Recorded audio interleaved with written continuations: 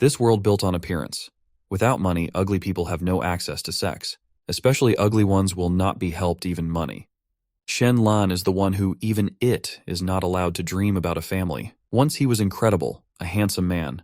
But during the experiment, acid got on him face and did him whimsical, None the girl could not stand it look at him longer 1 second. Since he decided that, conquers favor surrounding with a noble soul. For 20 years, he operated day and night on the poorest corners earth. He became famous all over the world, his admitted even the UN, but it didn't help he will find a partner. Looking at the rocket, what flew straight to the tent where he was conducting the operation. Shen Lan felt only relief and wishes start all over again and live carefree life. The last one the thought before the explosion was, if I return the good face, then could tempt cute girls. Shen Lan sharply revealed eyes and jumped out of bed. He was in an unfamiliar room made in the old styles. Where he, is death from rockets only dream to him. Shen Lan looked around. Clothes on it also looked ancient. Really? Him moved in time. He got up, shaky walking went to the table and sat down opposite a small mirror. That aren't he saw, surprised and happy him. He couldn't to believe that he returned his face. The gods fulfilled him wishes, so happy life him guaranteed. Suddenly the body was pierced by a strong pain. Memory, the former landlady bodies instantly fell on him. He is located in the city Suyuanwu, County Nujiang, that belongs to the kingdom Yue. Former host turned out to be Shen's namesake Lanya, but judging by the dissatisfaction exclamations, was full an idiot, and also sticky. Him demolished roof after meetings with the daughter of the family Shu. The girl had a terrible disease, because of what her necessary was man to hold of the wedding ritual that had to be banished evil spirits and disease. Despite the common sense denial relatives Shen Lan agreed. No one expected that. Shu Qian really recovers after the wedding will become real beauty. Since then, the fool lived in the family Shu. Subsequently, even servants were allowed mock Shen, Korik, sorry, but the wife was there wise and kind enough to stop bullying. Their coexistence became a joy for the boy, although they did not become real spouses. 6 months ago, Shen Lan fell seriously ill. Even celebrities' doctors were unable to something do. Gradually, he weakened and finally died. After what's in his body, a new soul took up residence. Despite the fictitiousness marriage, Shen Lan is the son-in-law of a wealthy woman family's so carefree life in his hands. Suddenly from afar gave away women's voices. He came up closer to the door to hear more. Two maid discussed futility, Shen Lanya. One of them shared how she saw it. There the manager added something to the young man's medicine, to which the second girl responded, denied that Mike's got family. There is no sense to harm some fool, and offered leave. Look, didn't he die? They did not expect at all to see a healthy Shen Lanya, who proudly stood up to his full height. Girls turned pale as chalk, screamed that Shen alive, and ran out of the room. To Shen Lanya, which watched them after. Suddenly it happened that they were talking about him poisoning. It seems that the gods are not like that generous like him considered. Shen Lan grabbed his head, again feeling unpleasant feeling. He closed eyes. Having opened them, he saw a laptop which he took with him to Africa before his death. But that's not all. Something changed in his stars. But he could not at once understand that, how precisely. Shen Lan translated view of the table that stood in the room. Suddenly he saw a stack of books and decorations that were located inside the table. Now he may see through. Not quite so. It is more like an X-ray. It looks like a laptop and an X-ray apparatus got into this one the world from him body. What will happen if he there unite? Focusing, he could see the characteristics of the vase. Material, age.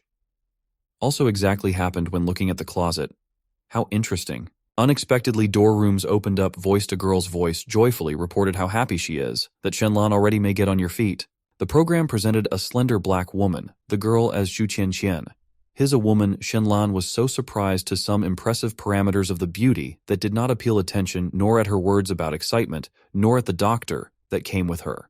The girl invited the doctor to examine the young man, and he quickly got to work. Having completed medical review by feeling the pulse, man said in surprise that the gentleman is perfectly healthy. From this one news to a girl suddenly skewed the pike to terrible grimaces, but she quickly pulled herself together. Shu Qianxian returned to Shen Lanya already from with tears in her eyes and happy with a smile. But he noticed this performance and thought annoyed that him really consider a complete moron. Wiping tears a handkerchief, Girl shyly asked the doctor, "Keep there alone." Old politely declined and left a room. Beauty again turned to Shen Lanya from Candy with a smile and once again chirped how happy she was for him. Guy's thoughts were only about how strong it is behavior differs from how her saw Telepen in love, and assumed that she had come get rid of him personally because the poison plan did not work. But from the outside, he only obediently hummed. With a sigh, Yu Qianxian told about excitement parents Shen Lanya. From her words, his have even got on her knees till she was allowed to pick up son, and this deserves respect. He understood that girl wants drive away him, but he is in the role of Telepny only joyfully shouted, clearly annoyed, a woman. Suddenly someone high flew into the room from the leg. It was a 24-year-old governor's son Zhang Jin, which angrily said not to delicate with a jerk. He, from unexpected tenderness, smacked Beauty in the cheek, after what turned to, already directly to Shen Lanya. He stated that Shu Qianqian, now his bride, and he, a village fool, only in vain occupied him place, and ordered him fell home. Village fool was not very good affected him speech. The guy grimaced mine. Like a girl sick. That's how she was needed, only stupid Shen Lania. And as soon as she recovered, she became the first young lady, and his only used immediately. Thrown away. Beauty sat down next to him on the bed and began to say with deep sympathy, he, good. But they are not suitable for each other. It only draconian, Shenya more stronger. But judging by the views this couple, it is not worth staying. Moreover, her a family everything only merchants. With his beauty and ambitions, Alphonse can catch fish more. Shen Lan raised his head and agreed return home. The newlywed groom only disparagingly snickered and gave half an hour for the meeting. Having stayed alone, Shen Lan from satisfied a smile jumped out of bed and bounced, rushed to the mirror. She still does not understand that worthless Shen do not like it her family, and on his attention deserve only real noble women. Admiring himself in the reflection, he heard how Jiang Jin tells Shu Qianqian about matchmaking two high-born families. Girl shocked asked again, Jin Mulan from Xuanwu County? Shen Lan crouched at the door for the second time, eavesdropping a conversation. A pair of doves washed bones arrogant to the princess Xuanwu. Jin Mulan, who did not honor his own presence, none meetings. Shen Lan firmly decided that she was alone and powerful. The girl is exactly what is needed. From the house of Shu, he was literally kicked out. He landed on the ground, protecting face. Gray Man listed all crimes that Joars did Shen Lan while staying with a family, Shu that Yoars. Obviously, it was not true. The old man ended his tirade by saying that the merciful head spared him life and only tore up marriage between Shen Lane and daughter. Man turned around and left. Guard that accompanied his remained in place. Shen Lan rubbed his bruises unhappily from fall places. But the main thing for him is that beautiful face remained whole. That's why he confidently smiled and started his way home. For him watched from the balcony the man in purple capes. The gray-haired orator that only what threw up boy respectfully approached the owner. He is powerful asked if everything was ready. Zhu Qianqian expressed doubts to the father. To her it seemed that he works too open, and this may affect reputation. Family. Xu Guanyun coldly replied that it only way satisfied Zhang Jinya, the best son-in-law, who he could only to imagine. The daughter is not satisfied, pursed her lips, but obediently bowed, father. Night. Shen Lan walked along the path through the forest. To go remained already not long, but still some time ago. He something noticed. He heard rustle and steps which were approaching with everyone's sides. They stood in front of him bugai with weapons that did not promise nothing good. Looking back, Boy dejectedly thought that somehow for everyone, good Shen Lan is dead. Shen Lan. After short teams him grabbed and tied hands and eyes. He long went in full of darkness, before being pulled from his eyes bandage, shock winked, until he used to dim monthly glow, flattened eyes. Shen Lan heard something about a pit. He is in front of him, saw a bottomless pit in which it was clearly intended bury alive.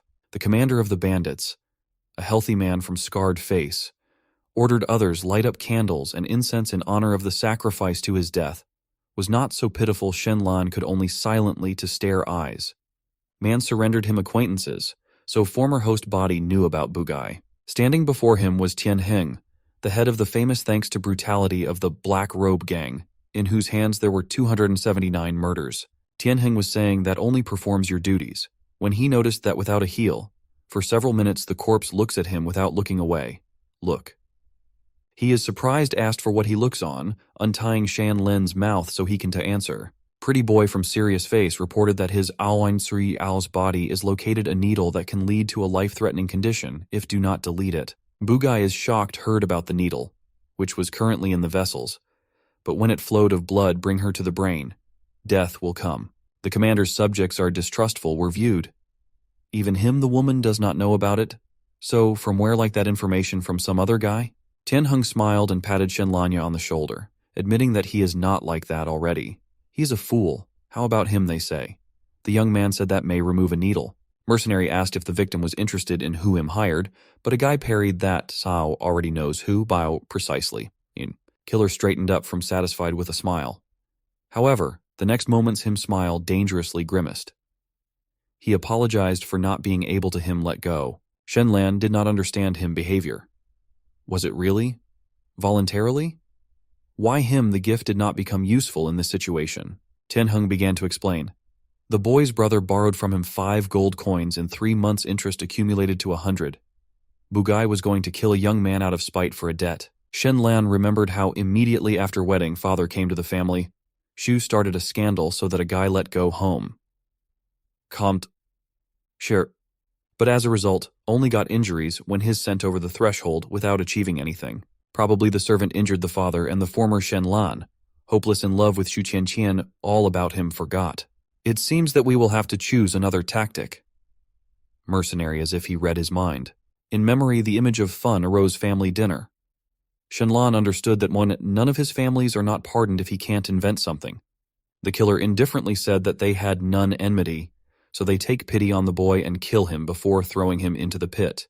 He gave the order to start. Bugai with long exposed his weapon with his hair, apologized and swung at Shen Lanya. When to his neck remained considered centimeters, the young man suddenly shouted, 10 times! 1,000 gold!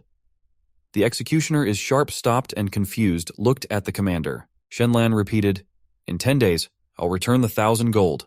Chappie from Serious Face was waiting for a solution own destiny.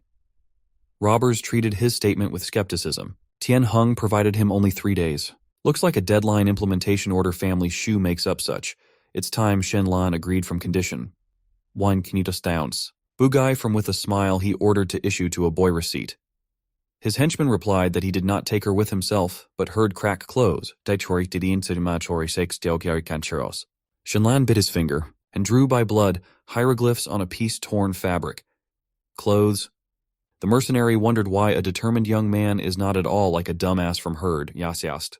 Robber prophesied that Ma will kill his and all his family if he will not perform terms of the agreement. He ordered others accompany a guy home and stay with him. They left the gang too.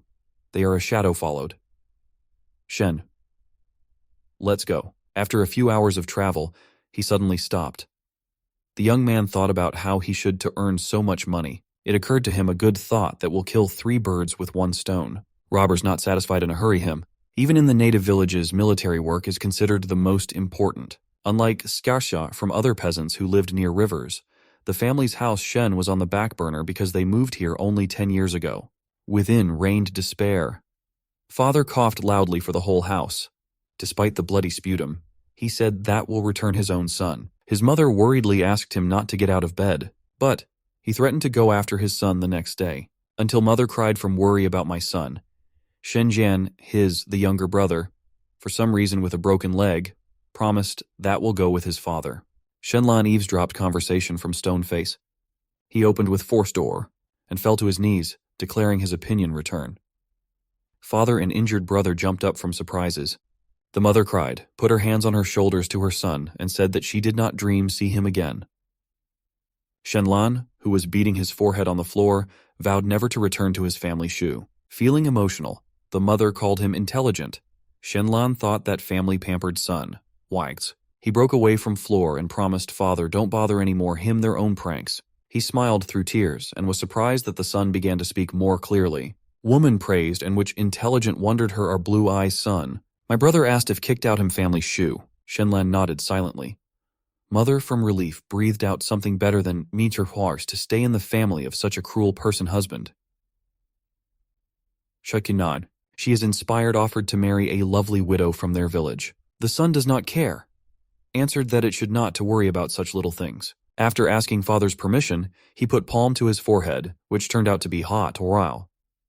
Yuri Koran. Having used X-ray vision, he saw bleeding in the lungs and stomach, as well cracks in the ribs, which already made it grow, but unevenly. After making a planned treatment, Shen Lan decided collect herbs, after what proceeded to examine his brother. The leg is swollen, inside already started inflammation. Fortunately, blood vessels were not damaged. Shen Jian from with a smile asked, "Really, him bothers, or they have enough funds for dowry?" Without waiting answers, he promised that when he becomes a cripple, he will rush undercarriages and blackmail owners. Shen Lan grumbled in displeasure that necessary urgently heal the leg. From him a stick in the leg. The brother screamed in pain. On as the question is when took place, brother said, that day before yesterday. Family Shu, really merciless. Boy promised brother to heal him. Bandits all the time were located outside waiting, sucks, the debtor. From at dawn, Shen Lan went to the mountains to collect herbs for what needed all day. Returning home, he organized in the hut the simplest operating room, after what got busy first with his brother's bones, and then father's lungs. After surgical manipulation, father stopped coughing blood, Not only did it improve color him face, but also breathing.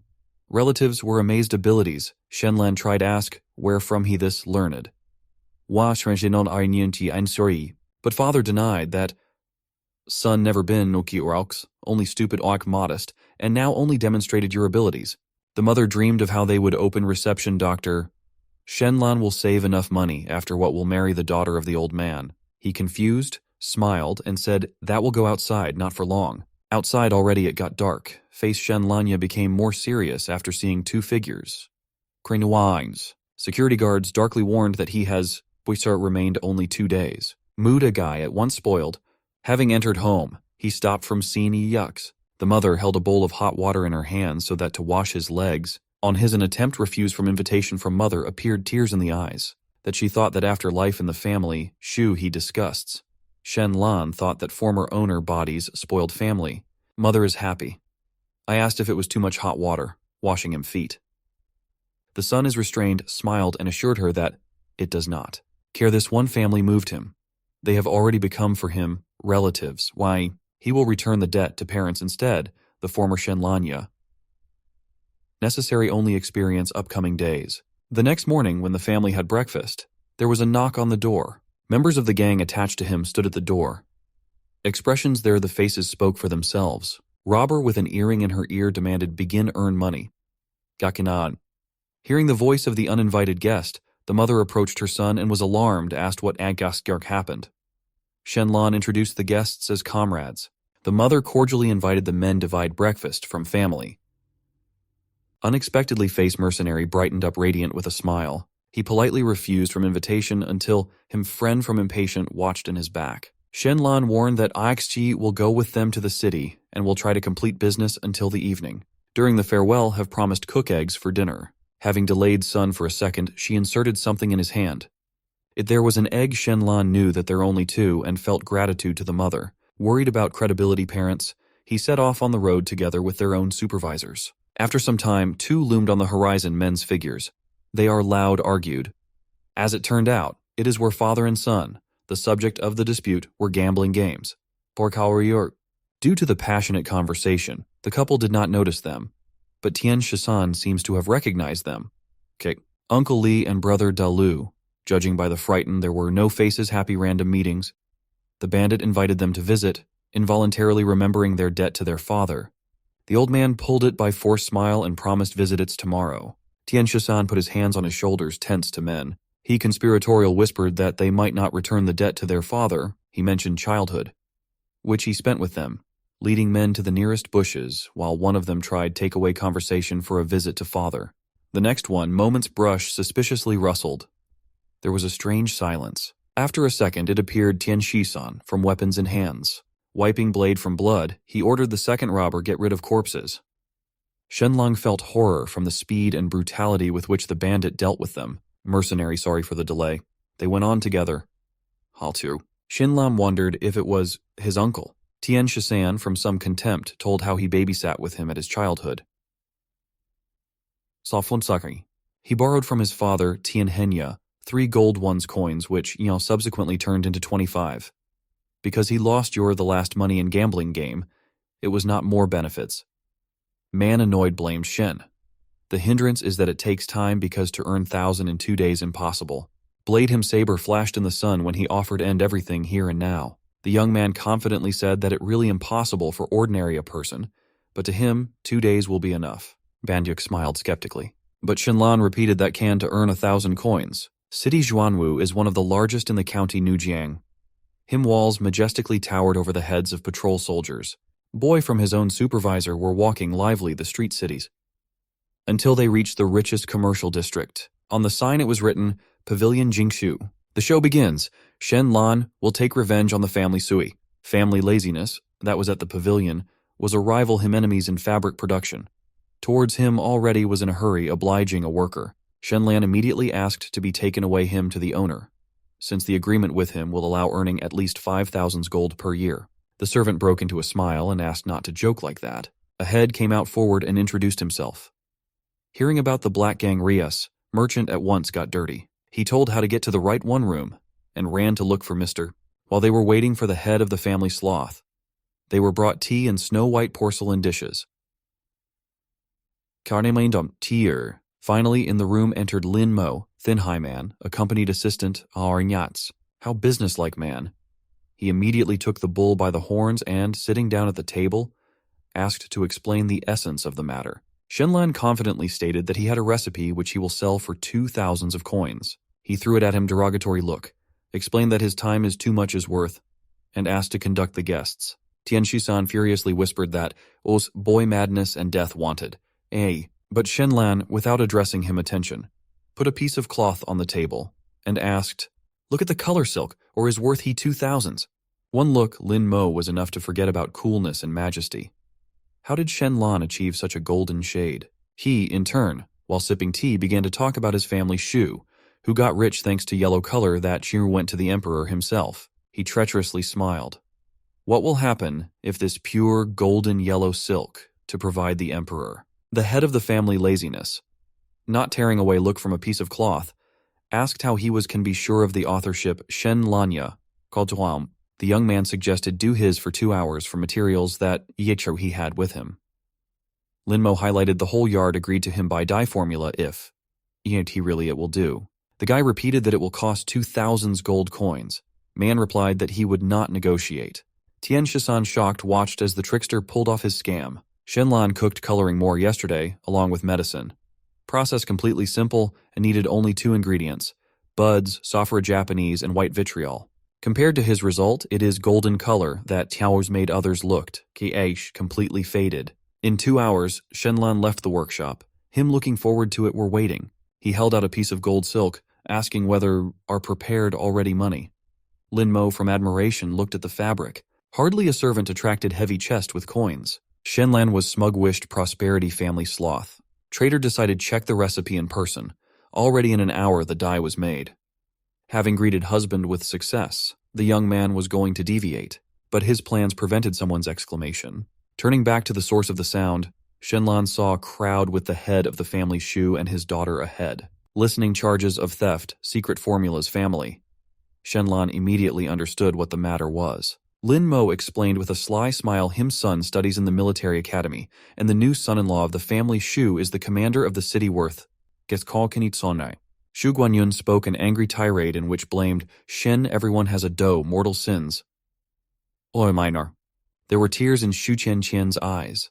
She said that he could turn to her if he needed money, and not act in this way. Her father turned to 3 officials who Mao brought with himself and demanded do anything from I steal. They stood silently, evaluating the situation. Beauty begged her father to give Shen Do one more chance and promised not to attract him to responsibility if the young man admits that he stole the recipe from them, but they underestimated his abilities. He out loud laughed and asked if they had evidence theft. Char. Aomundagidi, the head of the family, Zhu filtered that.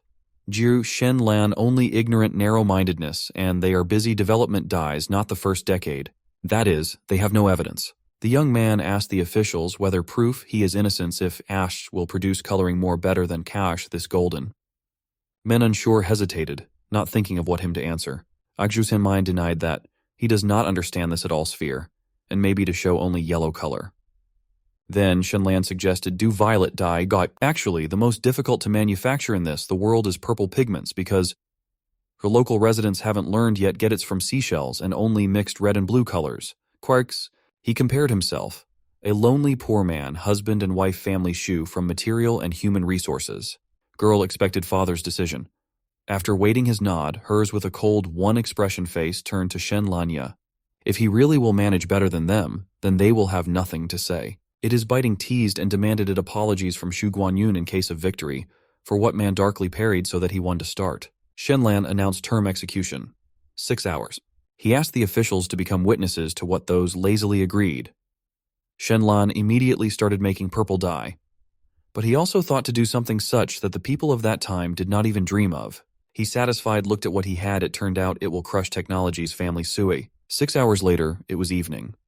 Representative Family Shu already started the demonstration of the result. The worker explained what was in this case they used a certain type of sparrow, not a mixture red and blue paints. Lin Mo admired cleanliness color. Shu Guanyun thoughtfully looked at the fabric. Shu Qianqian asked the worker to explain something to officials about yellow dye. Shantam Maikuri. Flattered Master provided their records, in which he was looking for components from which maybe bring out yellow color. Japanese Safara was one of them. One of the officials, young archivist Wang Lian, good man from long black hair, licked notebook until Punch Girl convinced his handwriting is genuine. He reached conclusion that Shen Lan stole the formula, which he reported others. Cautioned, Beauty persuaded that the recipe was found unsuccessful only through absence white vitriol. Her father busily asked whether you can arrest Shen Lanya without waiting him output. The fat official ordered to seize a boy. Only guards rushed at him. Searches like him appeared himself, asking for a small number, the public wait. Him ominously shouted that he will end up in prison, but Shendo was don't care. He wonderingly looked at the bright sample family Shu. But this not enough. He is proud extract out of his bosom his masterpiece. Everyone who was located nearby at that moment, amazed, looked at his fabric. She was so pure and purple that no one could believe that it happens actually. Shen Lan with a smile asked father and daughter. Or stole he in this recipe they have family. Now their sample completely lost in the background of the young man's result. Shu Qianqian staggered. Not understanding where he got it from appeared knowledge about dyes. But Shen Lan was not done yet. Asking sarcastically whether this not enough, he rejected valuable fabric aside. He pulled something completely incredible. What he got amazed those present. His work of art turned out to be iridescent silk. Disbelieving his eyes, the thin official approached Shen Lanya, leaving a shocked Zhu Guanyun is behind. He held a piece of cloth, painted in all the colors of the rainbow, like a treasure. He could not understand how it came to the young man. It really is a masterpiece. Shen Lan respectfully asked the archivist to restore justice. He gave him a cold look, but still asked the head of the family if Shen Lan had stolen the purple dye formula and the rainbow dye idea. The man angrily denied the suggestion and stepped away from the disgrace. The girl apologized for the unfair accusations, keeping a calm face and dignity, but inside she was seething with rage. She decided to talk to Zhang Jing, so that there are no officials in the city who are hostile to the Shu family. But the feeling that she missed something did not leave her. The beauty proudly turned away and followed her father. Shen Lan thanked the archivist and asked how he was doing and his mother's health. Shen Lan only opposed the Shu family because he knew how much the young official hated Zhang Jinya. It happened 3 years ago on a sunny day in the mountains. The injured bear roared in pain. The beast was running away from the pursuers with all its might. A human figure appeared on the horizon. It was Shen Lan admiring the mountain flower. He heard no screams, no animal roars. The hunter leader in bright red harness tensed and pushed off his mount's back. A female figure flew over the bear, which swung its paw at the boy. She hurled the spear with force, which hit the beast's head precisely. Terrified, Shen Lan passed out next to the corpse. The one who saved him was Jin herself, Mulan, daughter of Count Xuanwu. She felt responsible for the young man's bruised head, so she came to see him until he fully recovered. Wang Lian was in love with Jin Mulan. In order to achieve her, began to teach Shen Lanya, Saikiki, but he never saw a girl, so he quickly dropped out of school. Good thing he cursed so often, Zhang Jingya, otherwise the guy wouldn't have taken such a risk. But it seems that Wang Lian is not very friendly towards him. He looked at him with contempt and ordered the others to leave the yard. Shen Lan decided that it would be easier for him to become his rival in love when he was treated like that. And Shen Lanya has no more tricks up her sleeve. From now on, he walks on thin ice. Leaving the yard, he came across the carriage of the Shu family. Shu Qianqian admitted that she had underestimated him. She asked when he learned to make dyes, thinking he did it for her. The girl offered to work for them for 10 gold per month and promised to give him the best workshop. Her flushed, pretty face would have worked on the body's former owner, but not now. He walked past her in silence, amazed at her hypocrisy, but she suddenly told him about his debt of 1,000 coins. Shen Lan asked how she knew about the borrowed money. Zhu Qianqian threatened to get him in trouble if he didn't give her the purple dye recipe. Her carriage drove forward. Tian Shishan reminded with a mischievous smile that it was about 14 hours until sunset. Confused, Shen Lan, left alone, stared at his back. Even if he returned the 1,000, the black-robed gang would blackmail his relatives with their lives until he handed over the formula. Even if he worked for the Zhu family for the rest of his days, it would not mean safety for his family. We need to deal with this once and for all. Dust flew from the trampling of hooves on the streets of Xuanwu. Red flags with golden emblems fluttered in the wind. Soldiers in plate armor ordered the crowd to make way for them. Shen Lan stood among the gaping eyes. Thanks to someone's exclamation, he saw the one he was looking for. He smiled happily as he saw a figure in red harness on a white horse. Suddenly, the young man flew onto the road and rushed directly under the hooves of her horse. The girl did not have time to stop the horse, and the daredevil received a powerful blow to the head. From the force of the blow, Shen Lan flew up and landed some distance away from her. Finally, Jin Mulan calmed the mount. She deftly jumped out of the saddle, and she ran to help the boy who had already managed to sprawl on the ground. The handsome young man seemed familiar to her, but she did not attach any importance to it. She raised her finger to his nose to check his breathing. Luckily for her, it was flat, which meant the injury wasn't that bad. The girl ordered to take the young man to the Count's residence and provide him with medical assistance. Now his revenge and future depends only on her. His body was carefully carried into a carriage under the supervision of one of the servants. Zhu family is very rich, but they cannot be compared with the Count family, which belonged to the nobility for more than 1 century. Shen Lan wanted to see where they were, but he couldn't hold back his surprise and opened his eyes wide at what he saw. High above him, under the very clouds, was the majestic residence of the Jin family. The carriage finally pulled into the yard. Subordination stepped forward to greet the master. An old but handsome couple was sitting in the meeting hall. The girl congratulated her parents. Jin Zhuo, a powerful man, asked how the patrol was going. The stout woman, her mother, only smiled silently. Jin Mulan respectfully reported that everything went well. The father trusted his daughter. He was upset that his son was not even a third like his sister. Due to the change of political forces, the county was in a precarious position. The girl swore not to marry and to help her brother protect the family's inheritance until the end of her days. The count sighed again that his son had no abilities at all. Suddenly, a servant entered the room and timidly informed the gentleman about the visit. The young man, who was saved by the girl, shared that he had urgent business with Jin Zhuo. It was about Jin's marriage Mulan. Count Xuanwu had already heard about the downed lad. He allowed him to be brought to the hall. As soon as Shen Lan entered the room, he immediately bowed respectfully. The boy's beauty struck the count.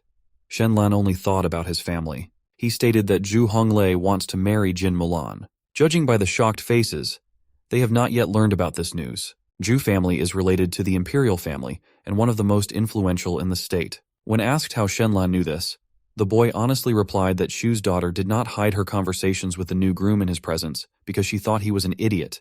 Count Xuanwu that he was a scoundrel from the scandal with the Shu family. Jin Zhuo concluded for himself that Shen Lan was just a good-looking dermoid, but he did not read him the notations and decided to check the authenticity of the information first. He ordered him to be notified if the servant found anyone from the Zhu family on the way. The man explained that the impression was about Shen. He does not like Lanya, but he will sincerely reward the young man if it turns out to be true. In a word, he will be able to protect the family forever and take revenge. The guy got down on one knee and asked to stay and work at the residence. All he needs is an opportunity to get close to Jin Mulan, and then he will do everything as necessary, and in the end he will marry her. The count warned that Shen Lan would study like his son, but of course he would not be indulged. A servant flew into the meeting room with bad news. Julin, commander-in-chief of the clan's southern region's Zhu, heading to them in Xuanwu. Neither the count nor the young man could believe their ears. Shen Lan realized that there was no time left for action. In a few hours, his goddess will be given to another. Jinzhuo was restlessly pacing back and forth around the residence. Zhu family wants to deprive them of even a chance for salvation and plans to destroy their military power. Concerned, the woman asked if they could refuse. The man wearily explained that the emperor himself could be behind the arrangement of the marriage, and open confrontation would have consequences for the entire family. Suddenly, Jin Mulan unsheathed her dagger. The girl resolutely put the blade to her face and said that she could disfigure herself. But the father took his weapon and shouted that before saving the inheritance, he must protect his daughter. Even if she cuts herself, they will not refuse to make an offer of a hand and a heart. Their plan will fail only if the girl gets married today. The count explained that the heir had a family. Zhu has a bright future and he cannot sacrifice his daughter's happiness.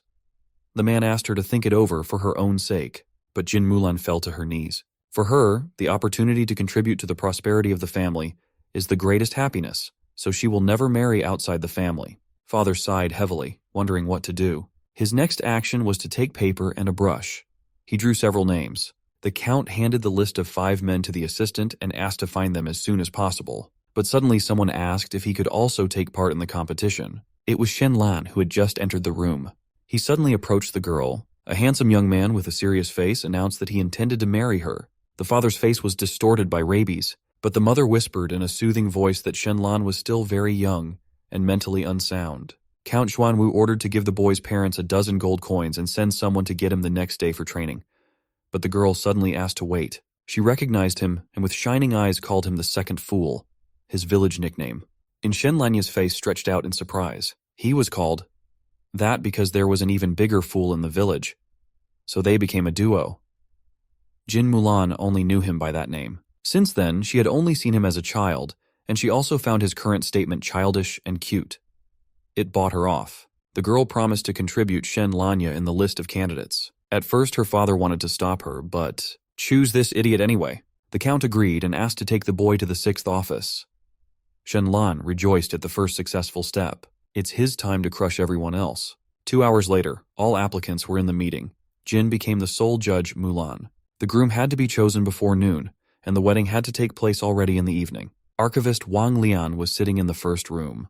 The young official was very educated, so he was considered one of the strongest candidates. Cham was in love with a girl since childhood. He was looking forward to her becoming his wife. Jin Mulan only asked one question: what he could give her in the future. The archivist knew that she cared most about the heritage of the county. He promised to study and give her a chance to fight, after which they would together increase the wealth of the county and preserve its legacy. The girl politely thanked for the answer and turned away.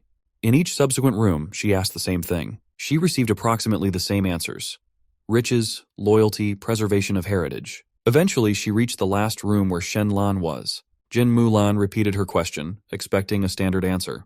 The guy thought, because there are many such things. First, his unusual vision. Second, his knowledge of metals that will help improve the weapons of the Jin family's troops, and also his medical education.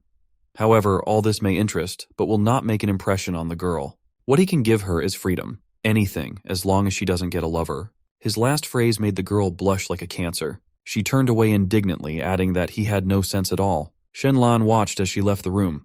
One could think that he took offense at her, but the young man read between the lines and saw her little game.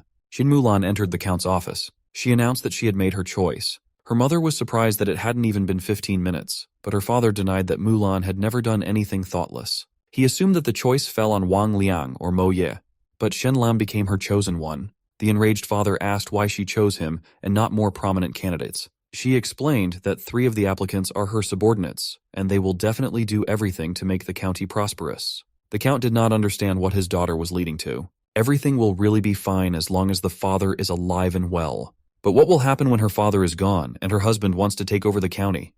What will happen to her brother? After understanding the girl's arguments, the mother cried, and the father tensed up. It was Shen Lan who gave her hope with his answer, after which she could not worry about the preservation of their family's legacy. She hid her face on the floor, begging the earl to let them marry. Her mother tried to stop her, reminding her of Shen's reputation Lanya in the city. But the daughter countered that this would reduce the anger of the Zhu family, as they would believe that their enemies would be defeated by the failed marriage. In addition, the appearance of the partner was important for the girl, and Shen Lan was the most handsome of the applicants. Apparently, Mulan's parents couldn't quite believe what was happening. Suddenly, the father hit the wall with such force that there was a dent and cracks at the place of impact.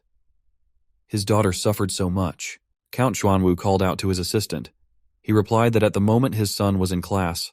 However, his father declared that there was no point in his training anyway, as it ultimately depended on his sister's actions, and ordered a whip to be brought. The mother asked why he wanted him.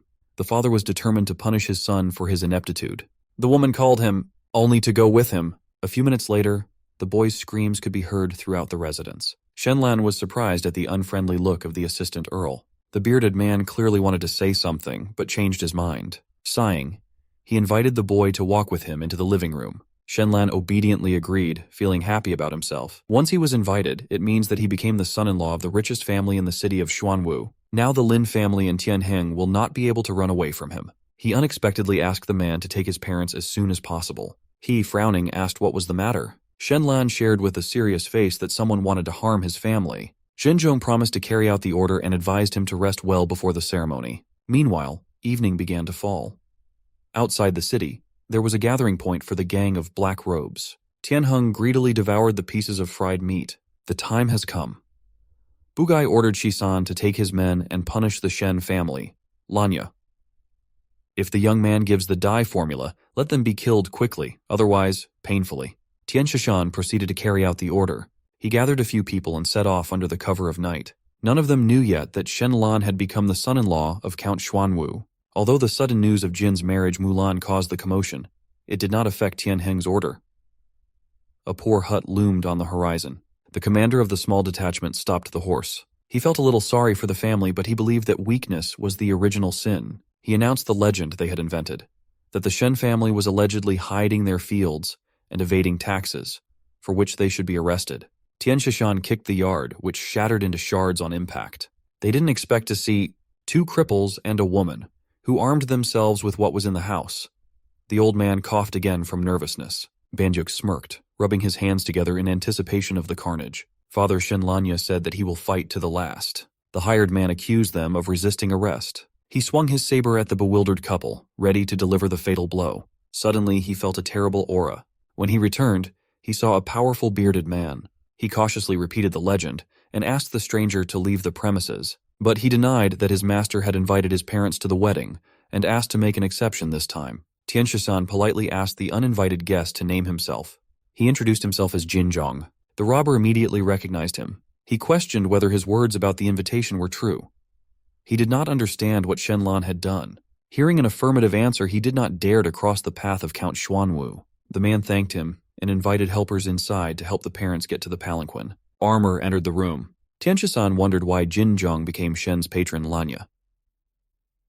The soldiers treated the young man's relatives with respect, as if they were masters. They sat down inside the palanquin, obviously not fully understanding what had happened. The earl's assistant bowed politely in farewell. Tian Shishan responded with the same gesture. He watched the procession follow until they were out of sight. Only then did he shake with relief. His comrade warned that their leader would be angry because of unfulfilled instructions.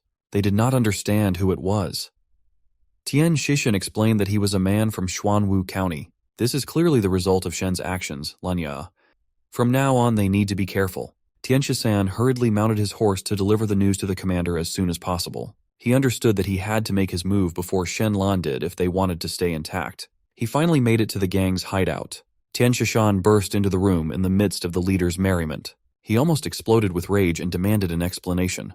The young man told how everything happened and ended with the news of the wedding. Tianheng froze for a moment, unable to believe what he had just heard. He shouted at the girl to leave him immediately. The frightened prostitute obediently ran out of the room. A little later, the two of the bandits were thinking about what to do.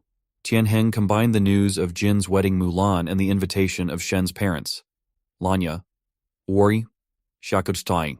They both couldn't believe this fact, but there was no other explanation. They had to prepare because they knew what the young man was capable of. An hour later, they arrived at the residence of the Lin family. Xu Guanyun, who also came there, could not believe that the count agreed to such a thing. Tianheng asked if he had been told who became the bridegroom. Chief Xu said no, but was absolutely certain that it was not Shen Lang. It is simply impossible. Lin Mo said that he had already received an invitation to the wedding, and he would find out. Xu Qianqian left the Xu family. Tianheng also decided to appear, as the count would not want to lose his pride by chasing away the guest. Meanwhile, Count Xuanwu's residence was on fire. Xu Qianqian and Zhang were among the guests. Jing. They had a heated discussion about who could become Jin's bridegroom Mulan.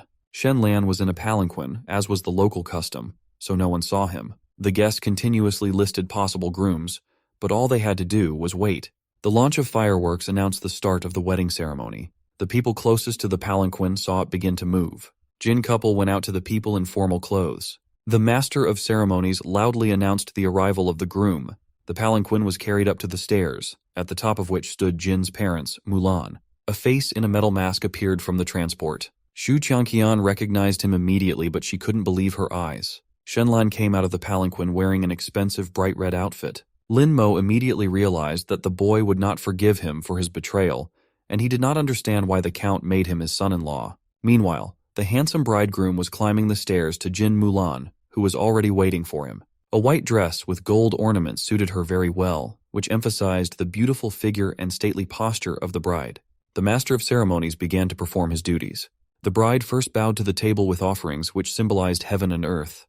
The second to the parents of the bride. They bowed to each other for the last time. The master of ceremonies allowed the couple to go to the room for the newlyweds. But the ceremony was interrupted by someone's laughter. The head of the town, a man in a sumptuous black and green robe, asked permission to find out who had become Jin's bridegroom Mulan, although it is not accepted. However, his departure was not the last surprise for the count. Another belated guest arrived. It was Zhu Lin, the commander-in-chief of the southern regions of the Yue state, the governor, and, at the same time, the bride's uncle. He shamed the count for not telling about his niece's wedding. Everyone present, including the Jin couple, bowed to the governor. He wanted to know who the man was who was worthy of the girl's hand, and asked him to remove his mask. The emboldened crowd supported the governor with cheers. Their voices were getting louder. Shen Lan first waited for the bride's nod. After receiving permission, he tore the silver mask from his face. The guests could not believe their eyes because they knew the groom well. Standing in front of them was Shen Lan, even more handsome than ever. Tianheng paled, convinced that it was indeed his debtor. Xu Qianqian couldn't find an answer why Jin Mulan chose Shen Lanya. Zhang Jin also didn't understand how it happened, if even he couldn't dream of the girl's hand and heart. He laughed out loud, attracting the attention of the audience. The man blamed Jin Mulan as that this marriage is fictitious. The bride coldly asked why he said that. He began to talk first about Shen's academic failures Lanya, and then about the scandal with the Shu family. He again called the bridegroom a fake. The closest henchmen supported the owner with similar statements. One of the guests asked Zhang Jin, "What evidence does he have?" A haughty young man with a fan answered instead. It was Shen's former honors classmate Lanya Yanxiong. He smiled that the bridegroom was not just a dumbass, but mentally retarded in general. Shen Lan found Yan's memories shunya. They really studied together. It seems that now he is trying to gain a foothold in the Zhang family. This time the groom himself asked what evidence he had of his stupidity. To what Yanxiong laughed that Shen Lan had not learned to read even 1,000 words in 10 years. Waving a fan in his direction, a former classmate offered to define the 3 words he had written. According to the test results, they will decide who is right. With a narcissistic smile, he ordered to give him a writing utensil. I didn't have to wait long. Having received the paper, he spread it on the first table that came into his sight. Yang Xiong quickly and sweepingly drew the characters. The people closest to the table gasped in surprise. The boy scathingly repeated that Shen Lan must be an idiot if he did not recognize these 3 simple words. But, judging by the thoughtful reaction of the audience, it was not so at all. Yang Xiong added fuel to the fire, saying that the groom would be lucky if he said even 1 word. Shen Lan paid no attention to him at all. He remembered one of his abilities. The laptop in his head will find the necessary information, and he will simply read it. Shen Lan confidently spoke about the sound and meaning of the hieroglyph, and even its origin. Yan's face Junya grimaced, because the groom was not supposed to know even the simplest word. Shen Lan gave 2 definitions to the second character, which surprised his classmate indescribably. The third word turned out to be very rare. He continued to read information from the laptop. He listed all 4 meanings of the hieroglyph in turn. From such awareness, Yanxiong could not stand it and staggered. Even he knew only 2 variants of reading that word. Shen Lan was very lucky that the books from his homeland were the basis of this world's education. Otherwise, his laptop would be of no use. The bridegroom shook his head sadly. How is this Yanxiong dared to test his knowledge if he himself did not know all the meanings of the last word? Shen Lan sought an expert opinion from a gray-haired man, Master Zhang, who was their teacher and also a man highly educated in literature. Zhang Boyan reluctantly confirmed the correctness of the answers. None of those present could believe in such a result. Shen Lan proposed to create the same test, but this time for Yan Shunya. The latter agreed, but at the same time visibly tensed. The bridegroom took a brush in his hands and began to write. The most inquisitive of the guests who approached the table looked at the paper in shock. The multitude of hieroglyphs made many people's eyes water. Shen Lan promised to admit defeat if Yanxiong recognizes more than 4 words, but his former classmate was so confused that he didn't even hear him. He smiled with relief as he finally saw the familiar characters, and confidently chanted, Yadov Boyab? Unfortunately, he realized that he had blurted out only after everyone in the hall laughed. Even the reserved Jin Mulan snorted softly with laughter. The blushing boy did not know where to go, and the teacher, embarrassed by his prank, chased him away. Zhang Boyan asked Shen Lanya, Does he have rare literacy? The young man modestly answered that he understood her only a little. The master asked if the bridegroom could read the hieroglyph, which his students could not cope with. Count Xuanwu has many enemies, and the former teacher in this case was no exception. Shen Lan accepted the gray-haired man's challenge. He did not waste time and began to carefully draw the word. The audience eagerly awaited what would happen next, as everyone knew about the teacher's love for finding and studying relics. Seeing the hieroglyph, and Jin Mulan and Shen Lan were shocked, but the bridegroom knew well what that word was but thought about it, because in his time it sounded differently. Yang Xiong grasped at straws and began to laugh at Shen's thoughts. Lanya. Jiaoge. Ignoring the nagging young man, Shen Lan inquired with Zhang Boyan that he also does not know the pronunciation of the word and only guessed about its meaning in the context. The old man confirmed his assumption with a smile, but meaning is more important than pronunciation. In this case, in Shen Lanya's hands are untied. He smugly declared that he knew how to pronounce the word. Yang Xiong rejoined the conversation and denied that it was impossible. Shen Lan offered a bet. If his answer turned out to be correct, then Yan Xiong will slap himself. Of course, it also worked the other way around. The brat agreed and asked those present to be witnesses. Shen Lan poked at the writing with his finger and spoke it as Yuan. Yang Xiong mockingly observed that he could to invent anything, and they do not know for sure whether it is correct or no.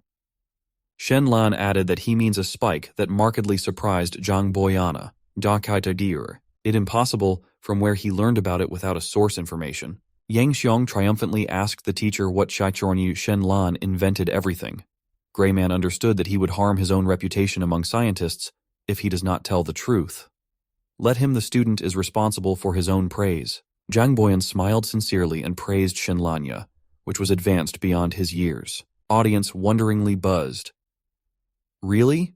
Shen Lan is not like that, stupid and ignorant, like everyone else seemed. Even Jin Mulan looked at the groom from surprise and respect. Shen Lan with a sly smile asked Yan, Shunya, or will comply he own promises. In despair, he turned to the teacher in search support, but he only demonstratively turned away from student. Yang Xiong is in a rush, furious, threatened to remember this day, and at the same moment he gave himself a slap on the face. The sound of a delicious slap scattered all over hall. Shen Lan is satisfied, smiled. My. Yang Xiong hurried keep unfortunate wedding. Aoi, Count Xuanwu is relieved sighed when everything was over. He ordered the son-in-law along with the bride. Give respect, Yogi parents, with what Shen Lan is tired agreed. Master of ceremonies solemnly announced the beginning of the banquet, but this time it was not without delay. Julin asked to wait. All quiet. After a second of silence, the mighty one man admitted that Shen Lan was amazed him, and with a smile that more resembled a grin, he promised to remember a boy. Shen Lan thanked the governor for the gift his honor. Julin laughed loudly. Celebration recovered. Why? All the while parents and brother Shen Lanya expected in a separate the room. They did not appear at the wedding because considered themselves unworthy and did not want it to disgrace son. They refused for the same reasons from the clothes he provided them count. Finally, they heard someone's steps. Shen Lan immediately swelled prostrated before his parents in obeisance. The beautiful bride is silent, followed him. She is graceful, knelt down and discovered respect verbally. After what also bowed her head in obeisance. On her there was no face, no drops contempt for people of low status. Mother is careful, help to a girl get up, saying that it is not necessary to do, for what Jin Mulan gratefully smiled her. Shen Lan is fascinated. Listened as a bride from with joy, supported conversation with his relatives, and already had time to melt their hearts. Beauty offered to a man chat with the parents while she greets the guests. As soon as girl left room, relatives shared good impressions about the girl. They talked more for a while, but then they didn't want to detain Shen Lanya and gathered home. Died. Brother advised not to see off the groom them, and go to the rooms of the newlyweds, mysteriously adding that Moment Spring is worth thousands of gold. Shen Lan went into the room decorated in red colors and waited for his wife. Finally, the yard creaked. A seductive woman stood in the opening figure. Beautiful Jin Mulan passed within rooms, a little blushed after celebration. She is timid took away look, noticing how Shen Lan with looks at her admiringly. Girl silently sat down next to him on the bed. They're separated only few centimeters. Only at this moment did Shen Lan realize that really married this one a beauty. Jin Mulan started the conversation the first. She nervously noticed that man not at all like the person from the rumors. Blushing, boy answered that art. Him mind became clear when he almost died in the family shoe. Expression face girl suddenly got serious. She wanted something him to say. Shen Lan tensed and gave it to her to speak. Mulan began to explain that I wasn't going to at all married. Now she was forced to marry because of a threat from the family Zhu. Their marriage fictitious, and she is more will never search husband. The woman sincerely apologized that she would not be able to perform duties. Wives? Shen Lan was not surprised from her words. He understood that. This one proud a girl, necessary only conquer. He agreed with such a life, but he did not expect that was further. Mulan stated that it's unfair to him and she can't keep him alone. She invited someone, Xiaobin. Shen Lan was surprised turned to the door. It turned out to be shy pretty girl 18 years. Personal maid Jin Mulan. About himself, Shen Lan praised foresight wives. The lady explained to the maid that today their matrimonial night and a girl has replaced her. On his attempt, the wife said that she could not object hold him next to all life. Xiaobin will give birth to him as soon as possible, the child he will pass to their parents. After thinking after a few seconds, he changed his mind about refusing from kindness the bride. After quoting his brother, he ordered the maid help him to undress, which clearly shocked him both girls. Jin Mulan threw it at him for the last time perplexed look and left the room. Xiaobin, completely embarrassed, but tried something pondering torchichuri or the Suddenly on her cheeks went for a ride bitter tears. Shen Lan is cautious asked whether she wants this.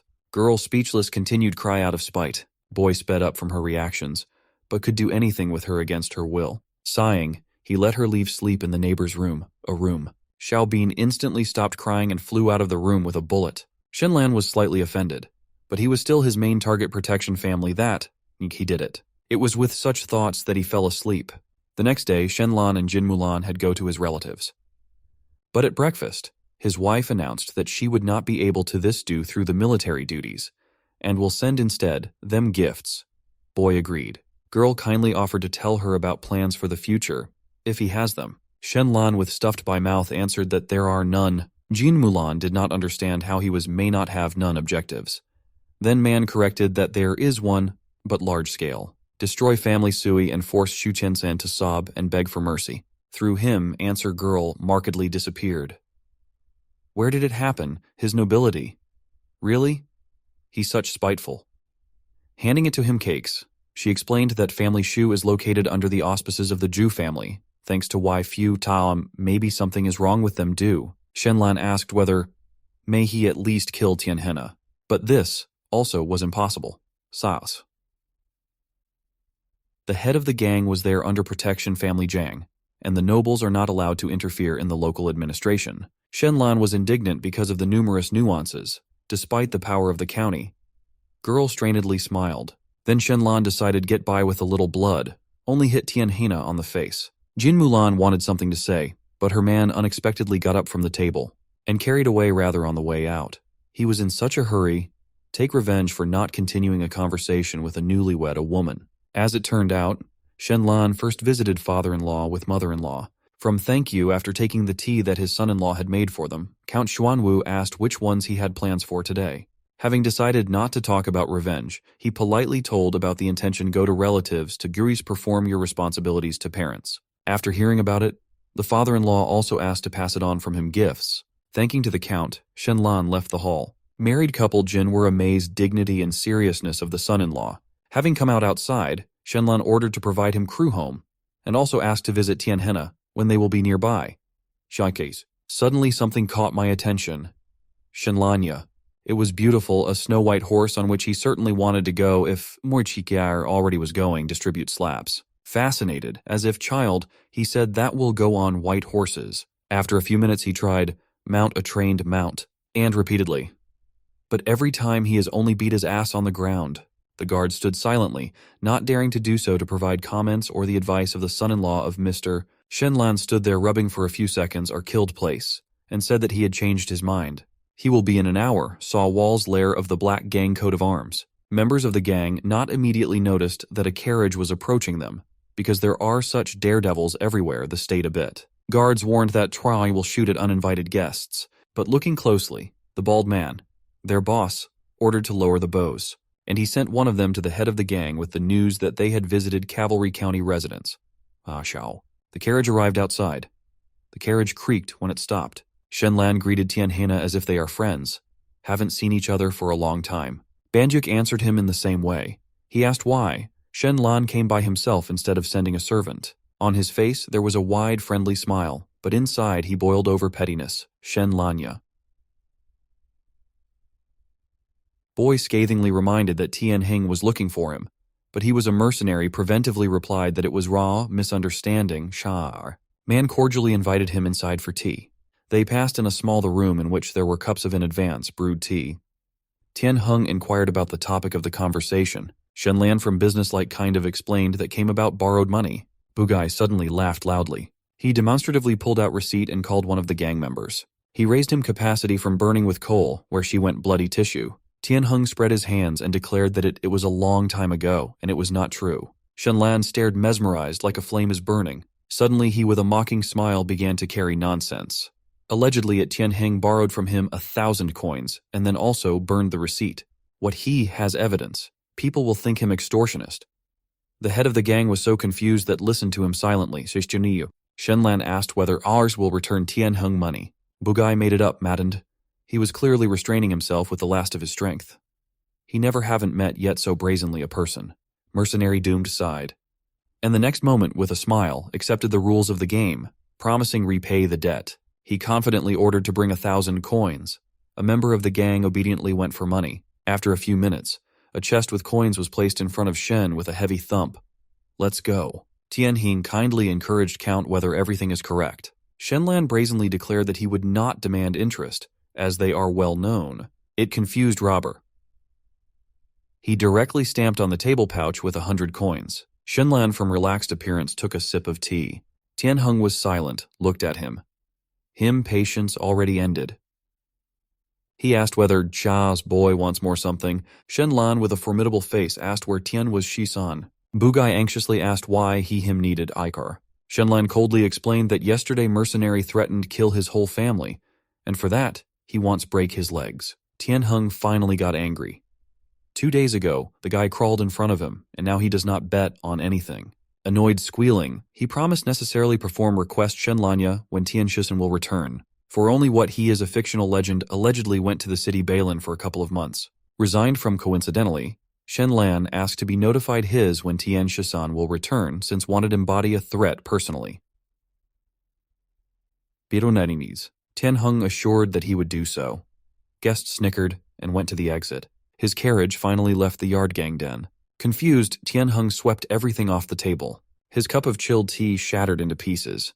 He angrily shouted that the chair on which was sitting Shen Lan chopped and burned. None of the gang dared rebuke the commander when he is in such a state. Suddenly, he came out from around the corner Tian Shisan, which was already aware of the events, and reassured the leader that Count Xuanwu early or late necessarily will punish such a fool. He assumed that soon they would to hear about Shen's unexpected death, Lanya. But Tian Hung has not calmed down yet. He couldn't believe how fast the loser became a fool. Taking himself in hand, he warned Tian Shisana, so that he is in the nearest. For days he did not stick his nose out of the gang's den. Suddenly they heard someone's recorded a surprised voice which asked how he, a Wonchiyaos, made it return from Bailin. To the room entered Shen Lan. It seems that the gang member who was now running behind him did not make it stop a boy. With a smile, Shen Lan talked about the crimes Tian Shisana in relation to him. Relatives. In response to all this, he only wanted to break down his legs. Tian Shusan stood tense, ready to fight. Shen Lang reminded Tian Henu about the promise perform him request upon return Tian Shisana. Last was named by the son of Bugaya, then to inflict damage Tian Shisan equaled to harm to himself. He was not afraid of the count, since already paid for the support of the Zhang clan. Tian Hung hit the table with force. The table was hit, went cracked, and collapsed in half. Security guards came out, go ahead, ready to protect the son-in-law of Mr. Tian Hung warned that one should not offend so much others. Smiling, Shen Lan remembered the Buga that he didn't think about people's feelings when he wanted to kill his family. Tian Hing replied, just laughed, and warned Shen Lanya so that he does not become arrogant, because at a certain moment the Count will put his interest the public above kinship. Ananizor Xiao. Tian Hing told that, first want to be friends from boy, but now he behaved too much proudly. Shen Lan with cold fury asked, the last time will break Tian's legs, Shisan. The commander waved it off to he did it independently, or ordered it father, in-laws soldiers. Soldiers took away view from Shen Lanya. Tian Hung peacefully asked why him violate the harmony that has developed in them. Boy sharply remembered that he needs more to go to relatives, and offered put off business until the next day. When asked what will happen tomorrow, he indifferently answered that Yum will force Tianhe to perform a promise. Laughing, the Bugai said that there is not much in the residence of Count Shen Lan higher status for service. He more will see who will laugh the last. From lair of the Black Gang, the carriage was going fast already without stops. Only he stepped over the threshold of the house like a mother excitedly asked, how to him refers to the Jin family. Shen Lan assured parents that everything is fine at the Count's residence, and passed it on to his brother gift from women. Tanturi. Father from stretched out a bag of money for which he advised build a good new house materials. Father tried refuse from them, since believed that Mauk hit the Count's money. But Shen Lan explained that earned them himself, and the old man from relief agreed, rejoicing for the success's son. Boy promised brother take him with you as soon as possible he recovers. The brother did not object, even began to plan own life. Time flew by at home imperceptibly. Shen Lan began to make his way to the residence as the sun began to approach the horizon. Shen Lan said goodbye to his relatives, and they wished him easy road. They looked like a guy came out outside already, was going. Sit down in the carriage. Suddenly have exclaimed that Da Sha, or the great fool, had something child. And son better visit a friend. Da Sha was known for his low mental development, as well as he was the only friend of the ex-Shen Lan. He born and raised large, height up to 2 meters. When Shen Lanya was bullied, he used own the body as a shield. Despite his appearance, he was good a man who would not offend a fly. The good man had a difficult fate. His mother died during childbirth, and father got married the second time, after what for Da Sha started hellish life with stepmother. Hearing about his friend's plight, Shen Lan hurried to the village where he lived. He burst into the house without wasting time on greetings, and immediately asked what happened to Da Sha. Within was located stepmother Da Sha, an elderly blonde, a woman, and a boy who looks like her is her son. Woman, confused, answered that he was at work. Shen Lan heard something wrong. He said that will find his. If him they will tell you where Da Sha is working. He also showed the bag for money for which stepmother has feed a friend. She promised to prepare food for foster son, and asked not to forget the old friends, evaluating coins. But her son looked dissatisfied. He mockingly smiled and said that Da Sha should have rotted by now in mountains. It was like thunder in the middle of a clear sky. Shen Lan ordered to find a friend and set off himself on the way. In 2 hours' searches when on the street already it got dark, Da Sha finally found Shiro. He was lying unconscious in the forest on the mountain. On his bodies were bleeding deeply lacerations. Shen Lan checked his pulse and breathing. Fortunately, Da Sha more breathed. He called a friend. He came to his senses and said with a smile that missed the second fool. Shen Lan almost cried, but held back and asked how it was happened. It turned out that due to carelessness, half-brother on him the tiger rushed. Yes, Sha rushed him, but received wounds. His parents did not have money for treatment, so they left him in mountains. Shen Lan was seething from furious. Not only that relatives in general mocked Da Sha, so they abandoned him to die even after he saved favorite family. He will definitely never forgive these people. Da Sha's big palm was completely cold. Shen Lan asked how long the friend had been was located in mountains. Yes, Sha answered that. Motsuri, more than Motshine's fingers on one hands. Near weak he was without water and food. Besides, he was losing blood. Dabriak humbly smiled, realizing that he shared that. I was worried that without him, Shen Lanya will be insulted, but his friend became stronger. Even at this moment I didn't care about myself, but about him. In Shen's eyes, Lanya performed tears. Inachirai. He smiled and said that always someone offend, even it still. Interrupting the friend in mid-sentence, Da Sha suddenly jumped up and roared that no one can to harm another fool. He hugged Shen Lanya, ready protect him at a price own life, and repeated the same phrase. Shen Lan was alarmed, tried to appease Da Sha. Body greetings droopingly wobbled. He couldn't let a friend die. They will prove to Dasha's father, as far as he's stunning, even until him dragged. The good man told that will take care of his father when he gets old. Finally, they reached the carriage. Confused, Shen Lan ordered him to be taken back to Dasha's house. In the house already took place banquet on the money provided by him. The family did not expect again see a guest. Shen Lan is furious, asked whether Ichiu there was at least a drop left in them humanity. Stuffing her mouth with meat, the stepmother said that they really had no money and they were not alone, such the poor in the village.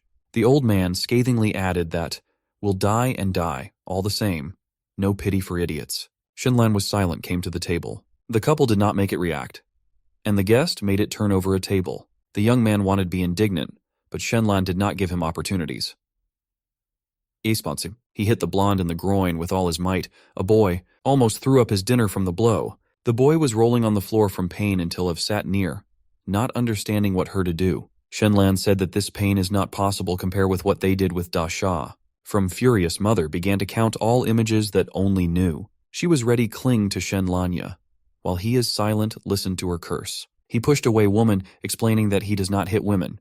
From push stepmother knocked over a chair, on which stood a basin with spilled water on her head. She promised tell about the prank Shen Lanya, despite the fact that he became the son-in-law of the family Shu. He disparagingly answered that her information obsolete, and now in the case questions necessary apply to Zhuanwu County. He added that her man can inflict on him visit at any time. Having done all that he wanted, Shen Lan left with the soldier's house. They flew to the count's residence on all steam. Yukon there was quickly to get medicine. Guards, they stopped the carriage before the entrance. Not understanding what the matter was, Shen Lan got out to talk. Him was stopped by the head of the guard, Jin Chen, young man with a scar on the right eye, who also was one of the candidates for the bridegroom, explaining this ordinary search of transport. The soldier informed about Dasha, who was lying in the carriage. Commander only chuckled. He shouted at Shen Lanya, "What he there is no right to bring to the residence incomprehensible people." He ordered to throw it out the man from the carriage, because him exit prohibited. Shen Lang ordered to carry the wounded man within residence. Soldiers, confused, looked at each other among themselves, not understanding who they are eating. Obey. Shen Lan realized that they were similar moments they will not become him to listen. Jin Chen denied that the patrol was there under him command. Shen Lan indeed remained all alone. He decided act resolutely. Kalimasnarit. Boy unexpectedly jumped into the carriage. He grabbed the reins and said that independently we'll get to the city. Jinshin thought that Shen Lan, who, according to rumors, stole money and demanded maids, will not become a master for him. Suddenly on the square appeared two new ones, figures. The man asked the commander what takes place. It were Count Xuanwu and his daughter. Jin Chen bowed and reported that his son-in-law wanted to see a stranger off in the county that was against the rules. The count turned to Shen Lanya for his version of events. The son-in-law politely explained that the carriage was on the limit. Life and death was located him the best friend. If they won't let him in, he will take his friend to the city himself. After moments' reflection, the man ordered to invite doctor as soon as possible. Jin Mulan took the reins and offered to lead, since Shen Lan yet that he was not well oriented in the county. A girl with a smile apologized for that, him had to pass. Shen Lan looked at her from admiration and gratitude. Like him could to think that he was left alone when his wife was with him sides. Shoutorsh Karkovori Sai. Jin Chen indignantly denied that it against the rules. Jin Mulan immediately grabbed the whip. From threatening in the form of, she commanded her subordinate with authority come back. The commander clearly did not expect such a turn of events. But look him, Mrs. remained firm and determined. Jin Chen surrendered and obediently turned his back on her. Without ceremony with the soldier, the girl slapped hard his back. He let out a low moan from a blow under pierced armor. A bleeding wound was showing off. Mulan coldly explained that the first reason was his. The penalty was refusal to provide help. And the second is disobedience and disrespect for her husband, his master. Without leaving in pain, the sweaty commander bowed Mrs., having promised fix it. But a girl, I didn't listen anymore him. In a few minutes they reached the doctor. Gray, a man with thick eyebrows and mustache, quietly explained why. There is no sense search internal bleeding except for the wounds. He decided treat the patient with help, bloodletting, and recovery broken bones. About himself, Shen Lan agreed with the doctor, deciding that he would not be able to achieve more in this case. Jin Mulan asked if Dasha can get well. Doctor assured that yacked him nothing threatens, But this was maybe exclusively thanks to him natural forces. Anyone tossed the other on his place would have died already. He asked the couple to take care of the patient while he will leave for medicine. Girl glad that Inosh Kaukar, the life of Shen's elder brother the Do, is out of danger. He tried to deny that this is not his older brother. But Mulan was I am sure that they are brothers, since Da Shah is a big fool, and Shen Lan is the second fool. The boy did not argue with her when she was smiling so sweetly. They did not hear the conversation, the approach of Count Xuanwu. Man called his father-in-law to talk to his office. Within he asked Shen Lanya, or realizes he his mistake. But he denied that in the case of Dasha he considers himself right. The guy humbly explained that stalwart him only a close friend of whom he could not to leave. Besides, it might embarrass the Earl, but him error did not consist in this. Shen Lan used someone else's authority in order to require Tian's money henna, as well as demanded break the legs of his named son. The Count was in a frenzy. Suddenly, the son-in-law knelt down and thanked him father-in-law for rescue him families.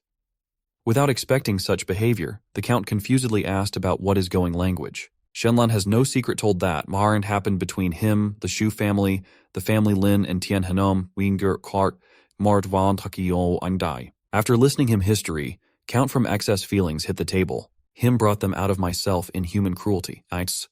He swore to achieve justice for Shen Lanya. What moved the last? Jinzhou shared that the mayor and Zhang Jin personally came to the residence to complain about him pranks after stories from Tian Hanom.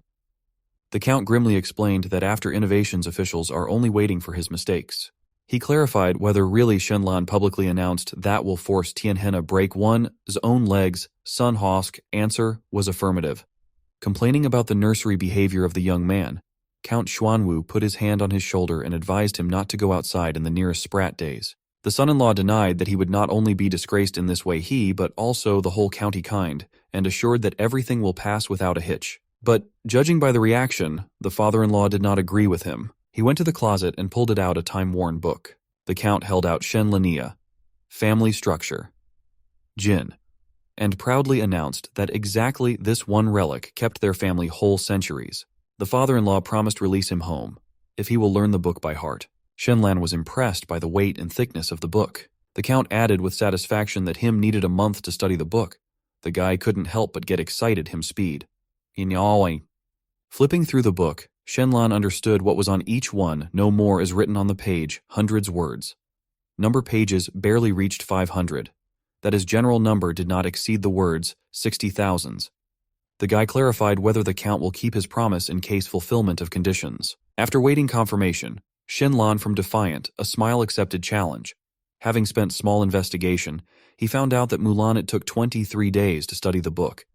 And the Earl's heir, judging by the meager one's mental abilities, not destined to complete him, Shendu needed only an hour thanks computer in his brain. However, in order not to blow his father-in-law to pieces, he generously decided to wait next morning. The boy closed the book, blew out the candle, and collapsed to sleep. Meanwhile, in the room's married couple Jin took place a conversation. The wife asked whether the son-in-law was hiding his resentment because of the punishment on the first day of his stay at the residence. The Count replied smugly, that does not prohibit him from leaving the room. Moreover, he admitted in this way his family member, because only they are allowed to read this book. Man expected to hold him for a couple of months. The woman slyly asked what would happen if he will finish in a month. The Count boastfully declared that even him it took 33 days. But the wife unexpectedly offered couples, if the son-in-law surpasses the father-in-law, then she will be on top. Blushing deeply, the Count did an attempt somehow deny. But the woman, it seems, was not ashamed. She lay leaning against him and drilled him look in anticipation answers. Shantou surrendered under her pressure. He uneasily agreed on a pair. The Countess was so excited that she could not fall asleep. She got up in the middle of the night and made soup to improve her son-in-law's brain. However, when she came to visit him, the light in the office had already gone out. Assistant to Count Jinzhong reported that he fell asleep before 9 in the evening. The woman got angry, considering him an ignorant slacker. The next morning started briskly. Shen Lan heard someone enter the room and went out to meet the guest. Count Xuanwu did not waste time on idle talk and immediately accused his son-in-law of idleness. The young man tried to justify that he had already finished his studies, but his father-in-law did not believe him. It took even his struggling daughter 23 days. And he claims to have learned the text in just one night. The Count ordered the assistant to bring the whip. Shen Lan was surprised that he was being punished now and not for the incident with Tian Heng. The Countess tried to appeal to her husband's conscience. taking pity on her son-in-law's delicate skin. But she still stayed by her husband's side, asking Shen Lan apologize for lying. The son-in-law stood his ground and asked the father-in-law to check him if he did not believe him. The earl angrily ordered the 5th chapter of the Jin family structure to be played aloud. If the young man fails, he will be severely punished. Shen Lan hummed meekly. He recited the text calmly, without any hesitation, as if he were reading a book. Having finished the story, the young man asked with a confident smile whether he had made a mistake. Jinzhou thought that he had accidentally chosen one of the few chapters that Shen Lan had studied and asked him to recite a passage from another chapter. The son-in-law confidently rattled off the text. He knew him by heart. The countess looked at him with admiration and gratitude. When Shen Lan stopped retelling this chapter as well, Count Xuanwu couldn't believe that he had been able to do it twice already without a single mistake. Not believing in coincidences, his father-in-law believed his knowledge of a few more chapters. Shen Lan handled all his tasks brilliantly. Confused, the count missed the conclusion. The old book fell to the floor with a thud. Silent scene. The married couple could only look at their son-in-law in shock. The countess enthusiastically praised his performance. The count could not accept reality. The wife reminded her husband about the pair. The latter coughed in embarrassment. Shen's question Lanya, who did not understand what was being said, remained without an answer. The count asked his wife to leave, saying that he wanted to say a few words to his son-in-law. The countess did not object. Jin, as she left the room, jonged to give her a whip. When asked why she wanted him, she answered that she was going to beat the crap out of her stupid son. As soon as his wife left the room, the count invited Shen Lanya sit down at the table. The father-in-law's face became serious. He asked how the son-in-law managed to do this. Shen Lan, who decided to show off, started from afar, speaking in vague but poetic phrases.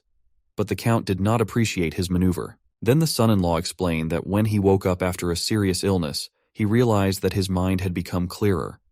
And now he did not forget what he had learned. The father-in-law asked whether he was on the verge of life and death, to which he received an affirmative answer. Count Xuanwu stared at him, thinking about something. He called this phenomenon legendary enlightenment. More than 100 years ago, something similar happened to someone from the Jin family. Barely surviving a serious illness, the man turned from a loser into a martial arts genius. He accomplished so many feats that the emperor gave him lands, which he expanded and later brought to prosperity. Now no more than a third of them are left. Shen Lan wondered if the ancestor here could also be a migrant, but he did not think long about something that did not concern himself. Smiling, the count advised his son-in-law to make the most of his opportunities and finish his studies. Domka thought the young man was indignant that he still had to study, but he did not show it outwardly. With a sly smile, he reminded his father-in-law of his promise to release him, implying that the conditions had already been met. Jinchuo was clearly not happy but kept his word. The son-in-law happily thanked him. He hurried to the exit, but his father-in-law asked him to postpone the matter with Tianheng for the time being, citing troubled times. Shen Lan stopped abruptly. The earl exasperatedly explained that times had changed and the nobles were in a precarious position. In the last 3 years, 3 were deprived of their estates, and 1 was even deprived of his life. Moreover, Tianheng is a court official, and nobles are not allowed to interfere in administrative affairs. Count Xuanwu promised that he would deal with Tianheng in 6 months at the most and restore justice. But the son-in-law denied that he had to take revenge on the offenders. Otherwise, he would never regain his pride. And if he asks his father-in-law for this, he will never become worthy of his daughter. The father-in-law closed his eyes for a moment and expressed admiration at the image of his son-in-law's thoughts. However, at the moment, the city of Xuanwu did not belong to the county, but to the emperor, and was subject to Liu Wuyuan and Zhang Jinyu, who were the patrons of Tianhena. Shen Lan calmly asked if they would dare to strike or kill him. Jinzhuo explained that although the county could not afford to provoke quarrels, the wrongdoers would not dare to harm the son-in-law thanks to their family's troops. Shen Lan grimly assured that he would force Tianheng to break said son's arm in such a way that the reputation of the Jin family would not be harmed. The count, sighing heavily, admitted that he would not be able to stop his son-in-law. The young man bowed gratefully to him. His father-in-law instructed him not to break the law in any case and to leave the levers of pressure. The son-in-law promised to follow his advice. Shen Lan vowed to defeat Tianheng despite his powerful patrons and set off. Bugai owned many enterprises, the most profitable of which were gambling houses. He was a real monopolist in this field and owned as many as 5 establishments in the city. They were called House of Fortune. Shen Lan decided to defeat Tianheng very simply, to ruin him with his gambling house winnings. It is only necessary to win more than he and his patrons have. The crowd already recognized the famous Shen Lanya began to whisper about him. They could not understand how the strict count could let him go to the casino, and predicted the son-in-law's quick expulsion from the family, but he paid no attention to them. The bewildered guard asked his colleague if they needed to stop the son-in-law, but he grimly replied that they had no right to stop him. Their job is to protect Shen Lan. In any case, they were not ready to recognize him as their master. Shen Lan entered the crowded gambling hall. The atmosphere inside was quite lively. One of the workers with a mole on his cheek finally noticed and recognized him immediately. It was one of Tian Heng's named sons, Tian Shiju. He did not understand why Shen Lanyu himself proposed to die, appearing at the facility of their gang. The man put on another smile and politely invited Shen Lanyu goes to one of the tables, clarifying whether the guest wants to look around or start the game right away. Sitting down at the table, Shen Lan laughed and said he wanted to play. However, he had no money with him, so he asked if he could borrow it. Tian Shiju stretched his smile and agreed. He rubbed his hands in anticipation of a debt of tens of thousands of gold coins, the statement of which would later be sent to the Count's house. Who would have thought that this jerk would go to certain death on his own? Father shouldn't worry about him. Shen Lan decided to borrow 1,000 gold to start with and clarified the interest rate. It was 10% per annum for honored guests like him. No interest was charged. The young man quite agreed and asked to provide him with a receipt contract. Tian Shiju immediately ordered one of the workers to bring the coins to the guest, winking at him imperceptibly for Shen Lan. The man nodded indifferently, without betraying his superior. In just a few minutes, Shen Lan signed the receipt and exchanged the money for chips. Tian Shiju sat down across from the guest and asked what he wanted to play. With a surprisingly confident smile, the young man asked for an easier game. The man suggested that it was more or less the easiest game. Shen Lan agreed. In this game, 3 dice are thrown. The sum of less than 9 points is considered to be less, and more than 9 is considered to be more. A croup came to the table. A young, fair-haired girl. During the preparation for the game, a crowd of spectators managed to gather around the table. The girl picked up the bones with refined movements. She carefully shuffled the bones, drawing strange shapes in the air. Finally, the blonde landed them on the table, asking what the sum of points would be, more or less. Unexpectedly for everyone, Shen Lan, without a moment's thought, put all his chips forward. He confidently bet on more. The crowd immediately roared. Some admired his courage, some condemned him for extravagance. The croupier announced that the bets were made. The yawns fell silent, holding their breath. The girl showed the bones. The sum of the numbers was 13 points. The audience roared with joy. Lucky Shen Lan won 1,000 gold on the first hand. The young man himself casually scooped up the winning chips. But Tian Shiju was not at all embarrassed by the guest's victory. It was good for him that he was not afraid of defeat and did not run away. It is necessary to give Shen the dough, wants to enjoy the victory so that the excitement overwhelms him. Trickster offered to continue. The croupier rolled the dice a second time. Shen Lan would bet on... The young man again pushed everything to a single chip, and without a shadow of a doubt, he bet on more. One of the guards looked confused at the impudent owner. The gaping eyes couldn't believe that Shen Lan had gone all in again. That's 2,000. This time, Tian Shiju tensed up. In case of winning, the guest will receive 4,000 gold, and the monthly profit of this gambling house did not exceed a couple of thousand. The crowd excitedly demanded to reveal the bones. The girl was visibly nervous. Her face was covered with sweat. She showed the dice with trembling hands.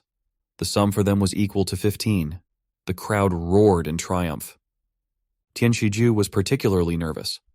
In the last 2 years, the institution has not suffered such losses. If it continues like this, his father will flay him. The man pushed the croupier away with obvious irritation while Shen Lan was enjoying his winnings. He volunteered to shake the bones himself. His ability was to make the dice fall the way he wanted them to, and more importantly, he could change them inconspicuously right on the table. It was thanks to this trick that he became the named son of Tian Heng and the manager of the gambling house. When he finished shuffling the dice, he slapped the table. Tian Shiju was certain that Shen Lan would lose this time. The clever man asked what the guest would bet on, but he sensed a ruse. Shen Lan suddenly pushed the bones away without even looking at them. With a smile, he said that he stopped playing a game where everything depends only on luck. He wanted to play Paiju. Tian Shiju looked at him with undisguised surprise. The man smiled wickedly. If earlier Shen Lan could rely on success, now his game is a sure way to death. Tian Shiju flabbergasted in front of the guest and ordered to immediately bring Paiju. In this world, the rules are simple. 32 dice are laid out on the table. The player draws 2 of them. Victory is determined by the value of the dice. Compared to a more or less game, there's a lot more room for tricks like marks. Tian Shiju had already prepared to count the coins that Shen Lan would lose, but Shen Lan saw right through him. The boy coldly informed them that he did not trust their bones and said to buy new ones. Only then would he agree to continue. Schuler did not expect such cleverness from the dumb Shen Lanya took a long time with the answer. The latter took this as a refusal and asked to exchange the chips for coins, but Tian Shiju quickly stopped him. He ordered the worker to buy 10 sets of paiju, stressing that they were not sold in their shop. Tian Shiju considered himself an expert in gambling and was sure of winning even without cheating. In a few minutes, the new sets were in front of them. Tian Shiju kindly offered the guest to choose a set at his own discretion. Shen Lan activated the computer vision, checking the bones for marks. There were none, so he accidentally poked at one of the sets. The handsome man offered his opponent to draw the dice first, to which he agreed. Before taking the bones, the man thought for a while. His arm froze halfway to the bone. Finally, he got up the courage and pulled out a pair. Shen Lan used his special vision again and saw a couple dozen. This is the 6th largest combination. His opponent was normally so lucky. Looking at his catch, Tian Shiju placed 100 gold coins without fuss. Then, the boy decided to draw the 5th largest combination. He looked for the bones for a moment, then pulled them out without hesitation. He bet 1,000 gold with a confident smile, without even looking at the dice for propriety. The crowd roared in admiration at Shen's recklessness. Lanya. Tian Shiju did not like his opponent's overconfidence. A good hand allowed him to fight. He backed a bet of 1,000 coins. It's time to open the bones. Of course he lost. The trickster's jaw dropped. He clearly did not expect such a result. Spectators triumphed, rejoicing at the loss of the expert, who more than once ripped them off like a stick. Tian Shiju angrily thought that Shen Lan did not look like a loser at all, but at the same moment he rejected this thought and decided that it was luck. He cannot lose his luck with his skill. Unfortunately for him, that was just the beginning. Everything that happened next was a real nightmare for him. Shen Lan continued to bet thousands of gold without even looking at his dice and won every time. The gaping eyes followed the game without opening and laughed at Tian Shiju, who lost so easily. People praised Shen Lanya and christened him the new god of gambling. Not a trace of the trickster's smile remained. He turned pale as chalk and covered himself with cold sweat. He lost 13,000 gold to a person who was worthless just a few days ago. He finally realized that his father would definitely kill him. He was shaking. Excused by dizziness, he decided to leave the game. Shen Lan bitterly complained that he had not yet had enough. He offered the croupier girl to play, but she refused. Tian Shiju ran as fast as he could, away from the gambling house and the triumphant crowd. Meanwhile, a conversation was going on in Shu's house. Tian Heng laughed and told about the Shen oath. Lanya forced him to break Tian Shisan's legs. Shu family was indignant at the young man's audacity. Tian Heng laughed at Shen's naivety. Lanya about help from Xuanwu County. In the end, he reported that the boy had come to his casino. Xu Guanyun called his former son-in-law worthless. Tian Heng was sure that Shen Lan would leave over 10,000 gold coins in his gambling house, and the county would be forced to expel him. And then, the conspirators laughed in unison. Suddenly a man burst into the room calling for his father. Tian Heng yelled at his gasping son for his lack of restraint and lack of physical training. Tian Shiju fell to his knees and admitted his mistake. Xu Guanyun praised the respectability of the said son. Bugai just snorted and asked if everything was settled with the vile Shen. Let's go. Tian Heng promised to beat his son if Shen Lan lost less than 10,000.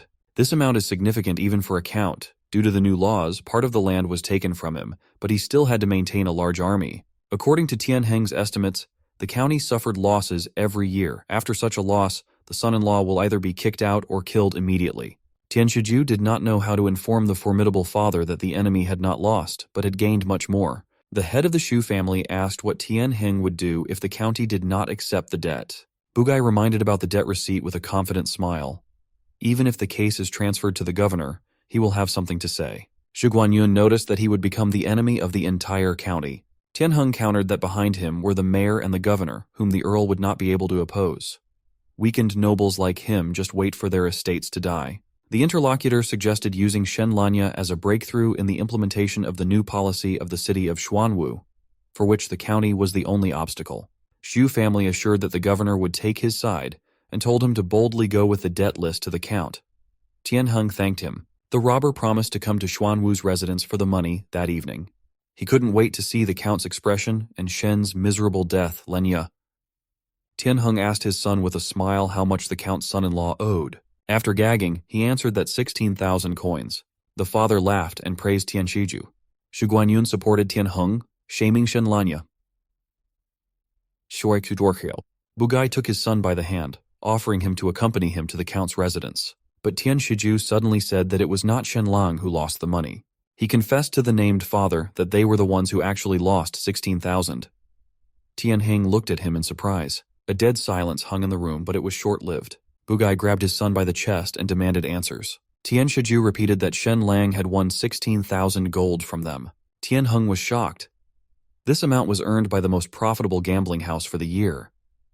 How could a master gambler lose so much money? He shook Tian Shiju, asking how this happened, but the named son had no answer. Tian Heng threw him away in disgust. He turned to Xu Guanyun. Wasn't he the one who assured Shen Lan that he was completely worthless? However, he cried that he himself did not understand why he had changed. Xu Chenqian entered the room imperceptibly.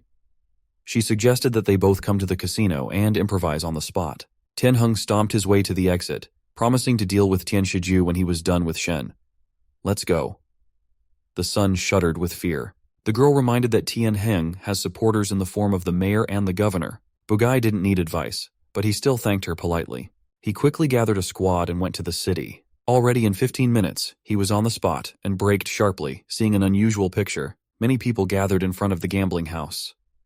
Tian Heng did not understand what was happening. Hearing the clatter of hooves, one of the rascals turned and saw him. He happily announced the arrival of Tian Heng. Hearing the call, the crowd roared with joy at the sight of the casino owner and demanded to be paid.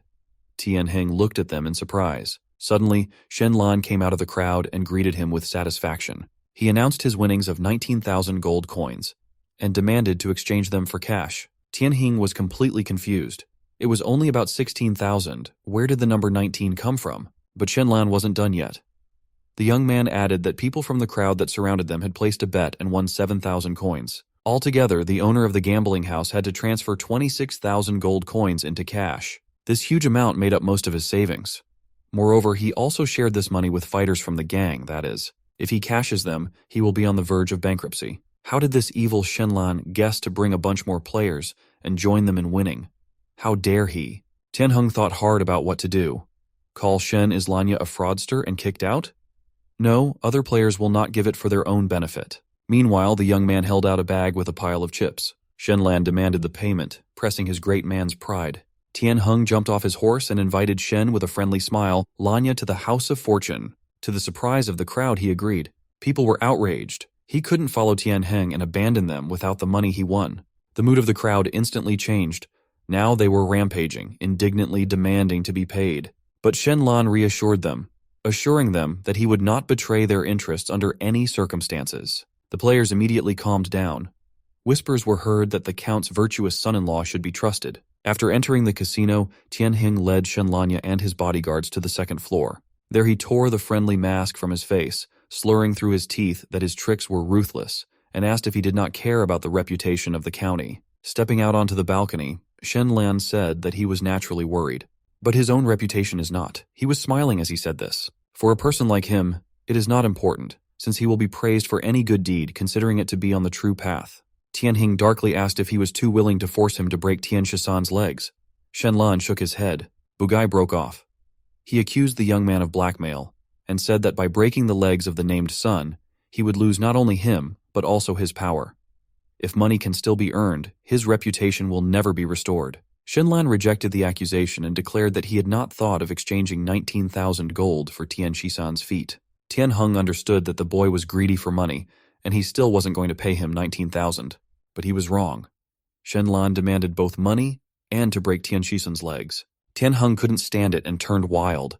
He began to slowly approach the hated boy. The guards immediately surrounded Shen Lanya, preparing to defend him. Frightening aura emanated from the bandit. As if there was nothing human left in him, the man growled hoarsely, which, as it turned out, was dealing with a madman. He bluntly stated that he was not going to break his son's legs and would not pay Shen not one pitiful coin for a dough. Tian Heng explained that the count valued his face, and it would be Shen Lan who would suffer if he asked his father-in-law to take the winnings from the casino. Heng then opened the window, intending to address the audience. He promised to pay out money to all involved and ordered employees to exchange chips to all customers. The satisfied crowd praised the owner of the gambling house. Tian Heng pointed at Shen Dam. How quickly people change their minds depending on who pays. In any case, they will quickly spend the winnings in his casino.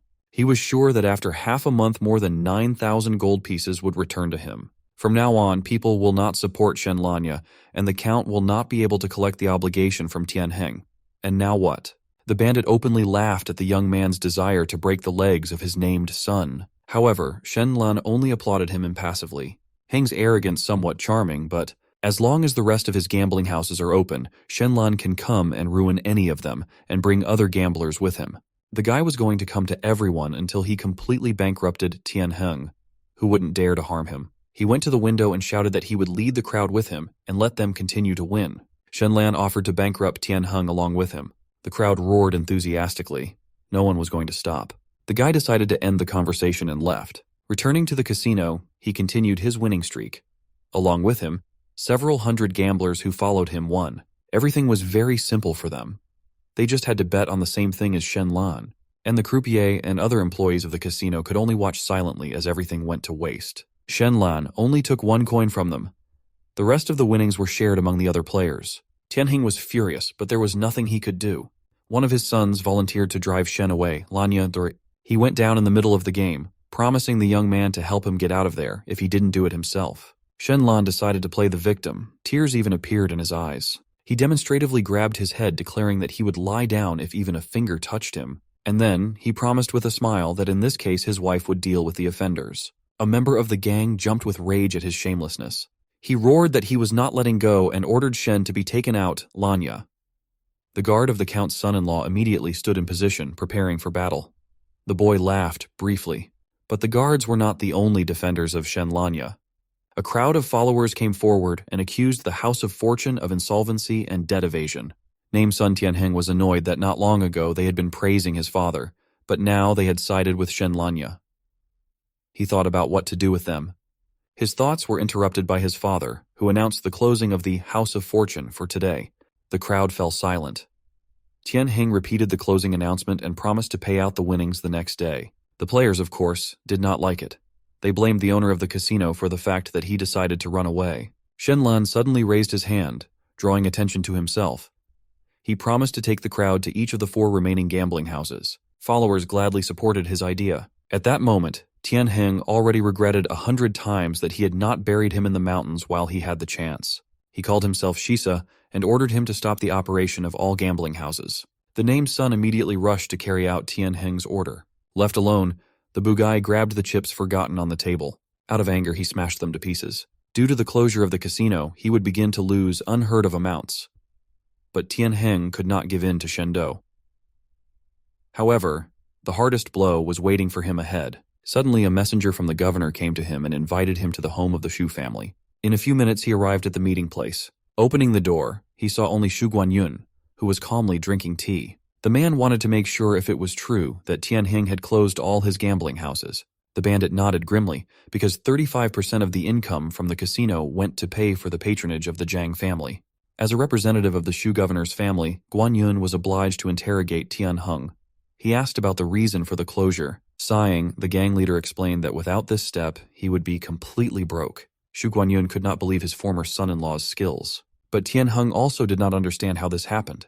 With a smile, the head of the Shu family declared that it was all Tian Heng's fault. He did not argue, but instead asked what he should do.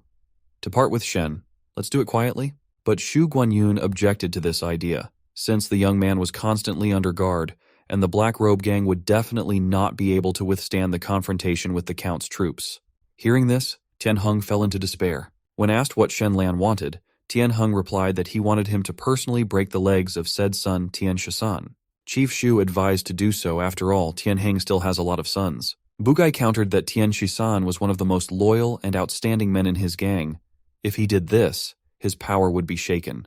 Zhu Guanyun was momentarily frightened by his menacing appearance, but a voice came from the side, advising Tian Heng to agree to Shen's terms, Lanya. Someone's figure appeared behind the screen, judging by the voice, Zhang Jin. He insisted that every minute of delay would cost him dearly. The governor's son promised that he would let Tian Heng inflict Shen the Doe's last shot, but their main goal is the county. Feeling powerless, Tian Heng clenched his fists and clenched his teeth with such force that his gums bled from the strain. Zhang Jin offered him the position of deputy mayor when the count was finished. Realizing that he had no choice, Tianheng frowned for a moment. In a moment, he took control of himself and obediently agreed with the patron. A quarter of an hour later, he returned back to the House of Fortune, where a guest was already waiting for him. Tianheng finally informed Shen Lanu, who agrees to publicly disgrace himself by breaking Tian Shisan's legs. The guy suddenly denied that the price had changed. Now he wanted Tianheng to also break both the arms and legs of Tian Shisha, who had treated Shen rudely. Let's go. The bandit barely restrained himself from grabbing at his throat. Seeing his disagreement, Shen Lan proposed new terms, in addition to the two named sons. All the bandits who came with Tian Shishan for the heads of the Shen relatives will also suffer lanya. Tianheng could not bear such an attitude. He rushed furiously across the table to the brat. He grabbed him by the head and waist with huge hands. Light as a feather, lifted the boy into the air. Neither the guards nor Shen Lan himself had time to understand anything and react in any way. In the next moment, Tianheng tore it in half.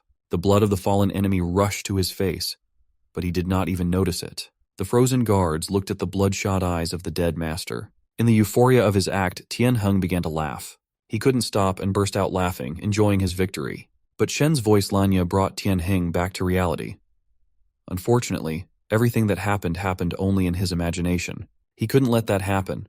You can't let some milksucker destroy the work he spent decades on. Tianheng grimly agreed to break the limbs of both named sons. Shen Lan added to the conditions that they would be kicked out of the gang and would not be allowed to be helped financially, physically, or with decoys. The young man smiled cruelly and said that he would continue to visit the casino if he didn't think those two were unfortunate enough. Grabbing his head in despair, Tianheng obediently agreed to all his whims. He vowed to abide by all the stipulated conditions. An hour later, a gaping crowd was standing near the House of Fortune again. Some of them found out about Tian Shisan and Shisi, but they did not understand what was happening. The bound men waited silently for their fate, while passers-by whispered, wondering what would happen next. One of the gang members snarled angrily at the people that it was none of their business. They suddenly fell silent when they saw Tianheng approaching. The sons did not see him, but they felt their father's gloomy mood. He began his speech by saying that he values his sons, but because of his personal dislike for Shen Lanya, they decided to deal with him behind his back and broke firewood. Therefore, now Tianheng is obliged to punish them. He ordered to give him a stick. One of the subordinates helpfully pulled him a huge, heavy-looking stick. Before carrying out the sentence, Tianheng leaned towards Shisan and whispered to him not to blame him. But Shisan turned away from his father without a word. The son's disobedience angered the leader of the gang. It helped him not hold back. He swung high. Shisan's shins with all his might. Groaning in pain, the man sank to his knees. The crowd did not understand what the most valuable member of the gang was guilty of. Tian Shixi trembled with fear and anger as he looked at the bloodied feet of the named brother. He asked his father if he would really do the same to him, but Tianheng only silently waved at him. Tian Shixi managed to exclaim that he did it for the Black Robe Gang, and immediately collapsed on the floor from a strong blow to the legs. His father told him to shut up. It did not end there. Tianheng moved first to the right and then to the left hand of Shisha. Having lost consciousness from the pain, he fell down dead. Other members of the gang watched the punishment from a little distance. They all looked confused. By his actions, Tianheng lost their support, because he crippled the most loyal and shrewd subjects. The leader of the gang has completely lost the trust of his subordinates. Tianheng asked Shen darkly Lanya, "Is he satisfied now?" The guy smiled slyly and replied that almost. He reminded that there was something else in the terms of the agreement. Tianheng gritted his teeth in anger. If only Count Xuanwu found out about it. Shen Lan complained that they were not done yet, even though it was quite late, which Tianheng clearly did not expect. He threatened the young man not to provoke him. He perfectly understood what the trickster was getting at, but Shen Lan denied that no one was forcing anyone. He demanded the immediate return of 19,000 gold coins because it was time for him to return to dinner. The gambling house's coffers are almost empty and he needs more money. Tianheng was amazed at Shen's greed, Lanya, Charin's atsui. The young man decided to play nobility in public. Stretching in a smile, he offered to give him 2,000 and write a receipt for the remaining 17. Tianheng barely held back from losing face. Shen Lan took the last money from Fortune House. Nakaba was hurrying him. They say he won't hold back again and will come to play in the casino. Shen Lan said that the food would become cold and tasteless. Tianhe's thirst for blood awoke. Unable to restrain himself, he swung the stick he still held in his hands. Shen Lan involuntarily backed away from the monstrous man. His whole appearance screamed that he wanted to finish Shen Lanya. Suddenly he was interrupted. Someone brought a note. "Obey Shen" was written on it, Lanya. Count Xuanwu does not recognize the dirty money from the casino and will personally punish his son-in-law. Tianheng raised his head. Obviously this was an order from the Zhang family. He noticed a lone figure watching him from the window. It was Jiang Jin. With a barely perceptible nod to him, he disappeared from sight. Tianheng, having overcome his boiling anger, broke the staff. Tossing the debris aside, he agreed with Shen. Let's go. Tianheng ordered the casino employee to bring 2,000 coins to the guest. In a few minutes, there were already 2 heavy chests and a debt receipt on the table. The gambling house owner asked if Shen Lan was satisfied now. After checking the receipt, he confirmed that everything was correct. Tianheng smiled, because it is impossible to convert this money into cash. Shen Lan opened the chest. Gold coins shone in the rays of the setting sun. Someone from the audience whistled at the amount of gold. Shen Lan praised Tianheng for keeping his word. The latter could not wait for the count to punish his son-in-law for unclean money. The crowd cheered, unaware that outside the window of a neighboring house, 2 men were discussing the details of a devious plan. One of them convinced the other that no one would be able to identify the real culprits when such a large crowd of people had gathered on the street. They were sure that if an accident happened to Shen Lan, no one would suspect them. These 2 scoundrels rejoiced in their genius, because when the stampede in the excited crowd began, Shen Lan would be finished forever, and with him the reputation of the entire county. For a moment, even one of the scoundrels was a little frightened by the plan. Drops of cold sweat covered his face. Taking the lives of dozens of people to achieve his own goals is something too cruel, even for him. But as long as their goal was 1 and 2, it doesn't matter how many people they have to kill. Let everything go according to plan. Hundreds of hands went up. Joy and satisfaction. This is what filled the space above the excited crowd of people. Gold coins glittered in people's eyes. People's thoughts were filled with dreams, hopes, and gratitude to their count. It was the young Count Shen Lan who became their savior for the crowd. The crowd shouted his name, and only a dozen stout men, who watched the crowd of happy people from the sidelines, stood ready with a cold expression on their faces. They waited for the signal, a signal that will turn coin collecting into a deadly mess. That was Zhang's plan, Jinya. The plan was to push through the crowd closest to Shen Lan, arrange a crowd among people, kill the young count, get rewarded for it. They were full of anger, hatred, and lust for profit. The watchful eye of the young earl changes to identify several already familiar figures among the crowd of people of the county. Shen's phenomenal memory and sharp mind Lanya did their job. Yes, he remembered them from the wedding. It was 100% that they were Zhang's people. Jin and Liu Vuyana. The clapping of palms against palms was so loud that its sound filled the entire square. Shen Lan made the frenzied crowd freeze for a moment with his mighty clap. Dead silence filled the space. Hundreds of pairs of eyes were directed at Shen Lan. People were surprised and scared at the same time. Lifting the box up and turning it over, the young count demonstrated that the contents, too, was empty. Coins have run out. As the crowd stared helplessly at the casket, the air shuddered with the loud calls of the hired scoundrels. They loudly called to take the coins by force. The young count realized that his guesses were correct. Raising his hand up, the young count was clutching a piece of paper in his strong fist. The square froze again. Everyone was waiting for what Shen Lan would say. Shen Lan told what he was holding the receipt from Tianheng. And it is not little, not much, but 17,000 gold coins. People's eyes were filled with hope, gratitude, and faith. Hope appeared again, the hope of improving one's existence. But Shen Lan asked the crowd if these people knew where the shadow came from. Is that kind of money? Do they not think that this money belongs to the people? Don't they think that this money is earned by the blood and sweat of people? The young count promised the people that he would give this receipt to the mayor of the city, who would return this debt to poor families. At that time, someone in the crowd got sick. Shen Lan's watchful gaze was fixed on the burly men who were getting closer and closer to him. A moment later, the count's back was visible from the balcony. Exclaiming that Liu Wuyan would do anything for his people, he disappeared in an instant from the eyes of the bewildered crowd. Liu's eyes, Wuyan was riveted to what was happening on the neighboring balcony. The brain suggested that nothing good for him would happen here. Thoughts were rapidly bubbling in the mayor's head. The only thing that came to mind was that it was necessary to run away as soon as possible. The back door of the house is the salvation for his carefree life. As he mentally fled to his rescue through the back door, loud footsteps down the hall brought Liu back Vuyanya to the terrible reality. Another moment and the mayor's clothes were in the strong fist of the young count. Hope for escape disappeared. People noticed that 2 figures of men appeared on the balcony. So, this is Liu Wuyuan and Shen Lan. Everyone fell silent. So, It really was them. The crowd will again be filled with crazy emotions, and only a few figures of the crowd froze in place in fear. They didn't even know how to act in this situation. They did not receive such instructions. Shen Lan held the receipt in his hands. Cold drops of sweat appeared on the mayor's forehead. And when the young count turned to him, asking for help in solving this issue, Liu Wan almost died from fear. Shen Lan was very determined and persistent. His eyes were burning. He said that only such an authorized man could help return the debt from Tianheng. This is the end. Liu Wan will see how his whole worthless life flashed before his eyes. After all, he hoped that this receipt was just a piece of paper. And now we will have to really return the funds. In his imagination, Shen Lan became a real snake, which sneaked up and was preparing for an unexpected attack. Thoughts were spinning in his head at such a speed that he was unable to make the right decision. Only one thing was clear. If he did not accept this receipt, rumors about his connection with the gambling house would begin to spread around the city. You won't do anything.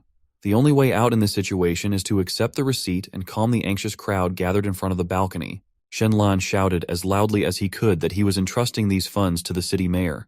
His words were rays of light for poor people and sounded like a sentence for Liu Vuanya. Assuring people of justice Liu Vuanya, the young count was forced to say goodbye to the people on the square. For a long time after his entrance, the air was filled with loud cheers from the excited crowd admiring Shen Lan. Liu was also praised Vuanya, because people hoped for his justice and help in returning the gold coins. Shen Lan was determined. With confident steps, he crossed the room and headed for the exit through the back door. People's voices began to fill the room. They were getting closer and getting stronger. The crowd just burst into the room.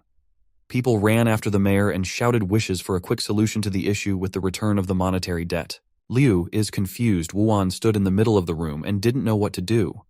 Only now did he realize that the wise Shen Lan had outplayed him in this battle. The palace is incredibly beautiful. Exquisite stairs, vigilant security. This is what Count Zhuanwu's residence looked like. A stout man paced the huge hall anxiously. V was completely immersed in his thoughts. He suddenly stopped and asked the guard if Shen Lan had returned home. He hoped to hear a comforting answer. Unfortunately, the owner was not satisfied with the answer. The count was very upset and confused at the same time.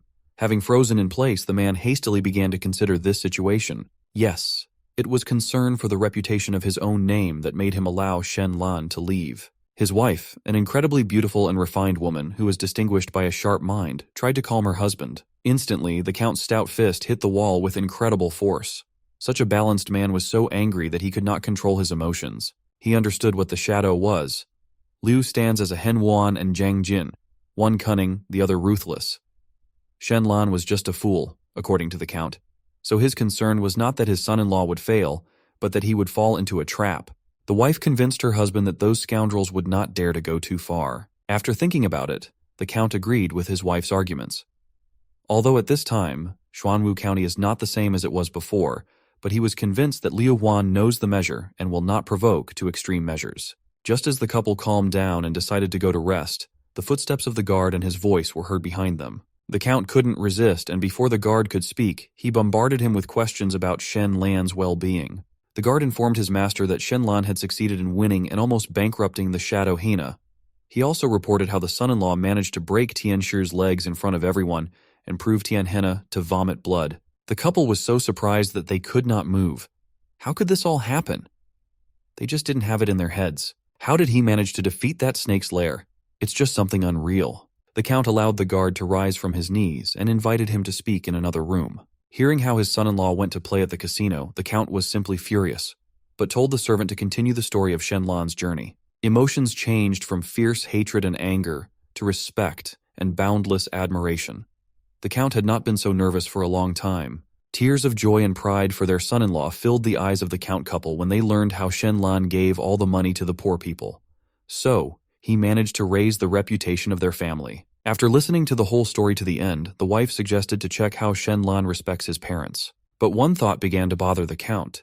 It had been giving him more and more peace lately. He did not expect that Liu Wan and others will dare to strike at the county. After all, this only tells about one thing. His county is currently not as powerful as he imagined. Shen Lan won today, but it was very risky. Today, the count made his decision emotionally. The count decided that he should teach his son-in-law a lesson, so that his pride would not cause unnecessary trouble for his family in the future.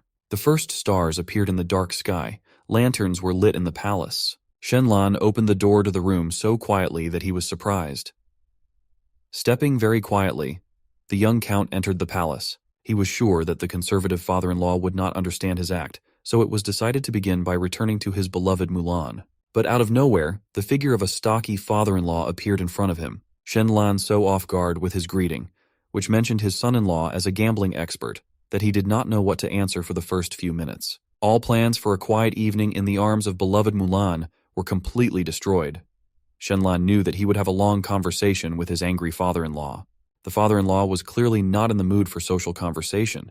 He was simply maddened and angry. The fact that his son-in-law went to the casino simply made the count incredibly angry. The fierce father-in-law shouted at his son-in-law and indulged him with the fact that for hundreds of years of the existence of his county, no one dared to cross the threshold of the gambling house. Shen Lan tried as hard as he could to put even a word in the stream of reproaches that poured down on him in a torrential rain from his father-in-law's mouth. He asked for forgiveness and assured his angry father-in-law that this would not happen again. The young son-in-law had never seen such an angry father-in-law. Bowing down, Shen Lan only mumbled words of apology. He tried to assure the count that he understood everything, and from now on he would only follow his father-in-law's instructions. And only his wife's hand made the angry count calm down a little. The count fell silent for a few minutes and looked at his wife, who was standing next to him. But as soon as the count fell silent, the countess began to express her reproaches. She also began to accuse him of going to the gambling house and threatened to punish his son-in-law if he broke these rules again. Then, having expressed everything she thought about him, in a quiet and calm voice she invited him to dinner. The father-in-law was a little puzzled, because even with his own son, his wife was more strict than with this Shen Lan. He had no idea where his harshness had gone, but just as Shen Lan breathed a sigh of relief, the Earl's strong hand squeezed his arm painfully. It was so unexpected that the pain, like an electric current, pierced the whole body. Shen Lan turned to see an angry Earl holding his hand. House arrest again. This was to be expected. The Count informed his son-in-law that he could not go a step further than the residence. The son-in-law hoped that there would be some conditions for the termination of such punishment. Last time, he needed to learn the house rules to stop the arrest. But the father-in-law was determined. No efforts were made to cancel the punishment. Only the Count's permission can terminate house arrest. These were the conditions this time. Shen Lan was in complete despair. He hoped that the punishment would be reduced if certain conditions were met. Did such a straightforward and calm Count leave only a prudent man? But the father-in-law wanted his son-in-law to sit out the storm that was brewing after the recent events within their palace. Because the shadow gang Hen would not be left so easily, he was 100% sure of it. The Earl loudly announced his sentence to all his subjects, who were ordered to return Shen Lan if they saw him cross the threshold of their residence. All the servants carefully listened to the Count's order and reported their readiness to carry it out without hesitation. Shen Lan was simply crushed. He could not even hope that after such adventures and battles that he experienced today, he would be locked up under house arrest by his own father-in-law. Helplessly, he fell to the floor, and the satisfied father-in-law walked to his room. Although a suspicion crept into the Count's head that something was missing here. But what exactly, he did not understand. Meanwhile, Jing is confused in the palace room. Mutsun could not understand why he was being punished twice a day with such a brutal beating. He screamed and begged his mother to help him. Shen Lan hurried to his room. Here he is standing in the courtyard in front of the great hall of the palace. His gaze stopped at an incredibly beautiful girl who was approaching him. So, it was his favorite Mulan. Coming closer, his wife offered Shen Lan dinner, but the young Count could not take his eyes off his wife. The man asked Mulan why she was wearing military armor, and the girl replied that she was ready to lead a candle in case it was necessary to liberate Shen Lan. Of course, this was very unexpected, and at the same time infinitely pleasant to hear. This is exactly the answer the young man dreamed of hearing. Shen Lan suggested that his wife take off his military armor and have dinner together. Mulan happily accepted Shen Lan's offer and they went to their room together. With trembling hands, the young Count untied the laces of his clothes.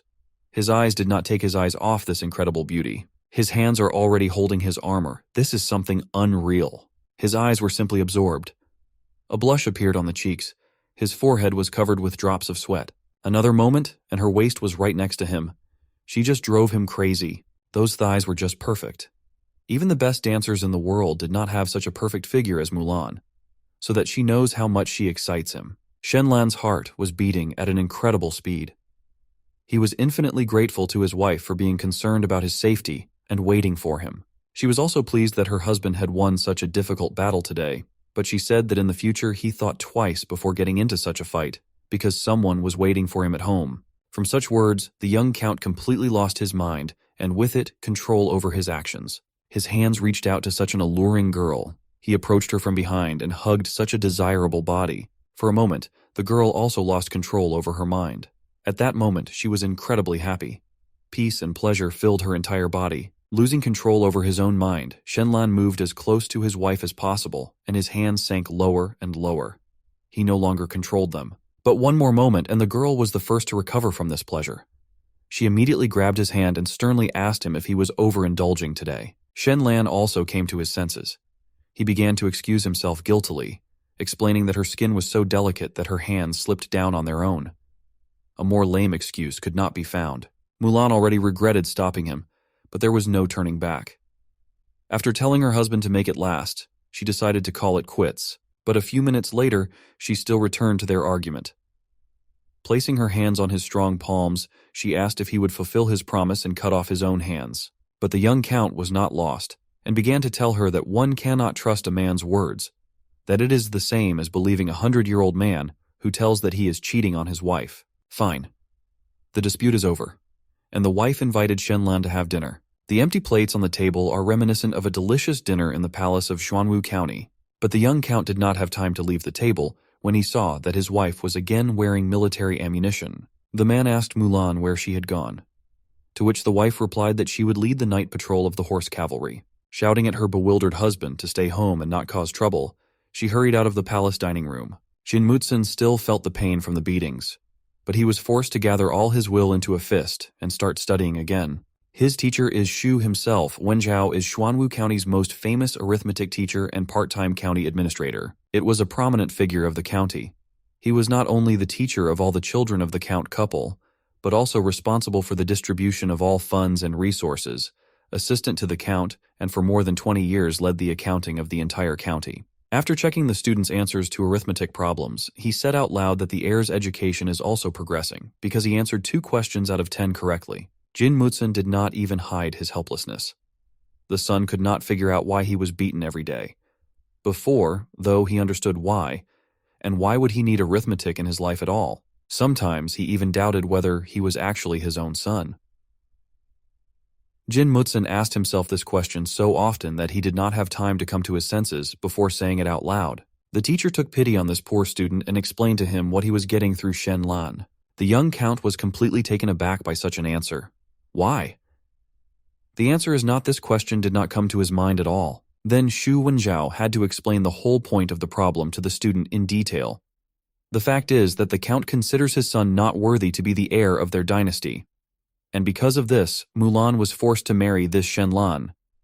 Therefore, the count was so furious that he took out his anger on his son. And today, the heir got it due to the fact that Shen Lan went to the gambling house, and he could not beat him. So the count took all his anger out on his son. Only now, thanks to the teacher's explanation, Jin Mutsuna finally found out who he had been raking in for the past few days. The master winked at the servant, signaling him to join their conversation as well. Xiao, crying today, Bean. He asked her what was the matter, but she remained silent in response. After this phrase, the young heir became completely angry. How can this Shen Lan molest other women in their palace? He hurried back to the exit and decided to teach Shen Lan a lesson for daring to humiliate the heir. But when he almost reached the door, he turned sharply and asked the teacher about Shen Lan's martial arts. To which I received the answer that he cannot even tie a chicken. These words filled the young heir with confidence in his own abilities, and he began to call everyone to him. Shen Lan was resting in his own room. Suddenly the door suddenly opened and a frightened maid rushed into the room. She informed her son-in-law that Jin Mutsun wants to beat him. It just didn't fit in his head. How did the young heir dare to do that? The maid wanted to help Shen Lan hide until she found the young countess. But the son-in-law assured the maid that he was nothing to worry about, and that he had a good idea how to deal with Jin with a muzzle. She tried to explain to Shen Lan that even though the heir is not intelligent, he will still deal with Shen Lan. The young count was so calm that it began to annoy the young maid. Shen Lan sat like a rock and assured the girl that he knew how to act. The maid simply went out of her mind from such calmness. She slammed the door loudly and left the room, and the determined heir was already approaching Shen Lan's room. He was so fierce that even the guards were afraid of such an heir. Jin Mutsun finally decided to take revenge for the servant's insult, because he himself was not indifferent to her. Approaching the door to Shen Lan's room, the knockers stopped. They began to listen. But the answer was dead silence. Still full of determination, the heir to the county pushed open the door to his son-in-law's room. But entering the room, Jin Mutsun was simply stunned. He saw Shen Lan writing some names on the wall. What would that mean? He tried to find some explanation for this, but all attempts turned out to be in vain. Not understanding anything, the young heir loudly asked Shen Lan what he was doing here and ordered him to go downstairs. The young heir looked with bulging eyes at his son-in-law and at the wall. His desire to beat Shen Lan began to recede a little. Shen Lan calmly replied that he was writing names. Because of this, Jin has it in his head Mutsuna was so confused that he would not have been able to do it himself. And the son-in-law explained that he was writing the names of his sworn enemies on the wall so that he would never forget them and be sure to report them for insults. The eyes of the young heir were directed to these inscriptions. He read all the inscriptions and noticed that some of them were crossed out. So he asked Shen Lan what it meant. The answer was simply incredible. The young man calmly explained to the heir that he had already managed to get rid of 2 enemies, so he crossed their names off the list. He also added that every morning and every evening he repeats them all 3 times in order to never forget them. Then the man tried to clarify what kind of grudge Shen Lan had against the person whose name he managed to cross off his list. Maybe he killed his father or stole his wife, to which his son-in-law replied that once this enemy simply opened his mouth and had the imprudence to threaten Shen Lan. Therefore, he ordered Tian Heng to get even with his offender. The man's body was found with broken legs in 5 to 6 places. As for my other enemy, my son-in-law hated him even more, because he not only threatened, but also pointed his finger at Shen Lan. Therefore, the body of the offender was found with not only broken legs, but also broken arms. He did not expect to hear such an answer. In an instant, Shen Lan, whom he had previously considered a fool and an idolater of other girls, appeared before Jin. The devil's muzzle. A whirlwind of thoughts swirled in the head of the young heir, and all of them were directed at one thing. What will his son-in-law do to him when he is beaten? After such stories about his abusers, Jin became one of them. Mutsun had no desire. At the same time, the son-in-law began to tell in a calm voice that the wall was not finished at all, that there were still plenty of places on it, and therefore all his enemies would be written there. And then, as if nothing had happened, he asked the heir why he was looking for him. Fear has done its job. Jin Mutsun assured his son-in-law that he had simply overeaten and decided to take a walk around the palace before going to bed. But Shen Lan put on a worried look and told the heir that he heard someone shouting his name and wanted to beat Shen Lan. Not even a minute passed when such a bold and arrogant heir and his guards were kicking their heels. Shen Lan just managed to guide them with his gaze. Approaching the door to close it, the son-in-law looked at the backs of the men who tried to deal with him a couple of minutes ago.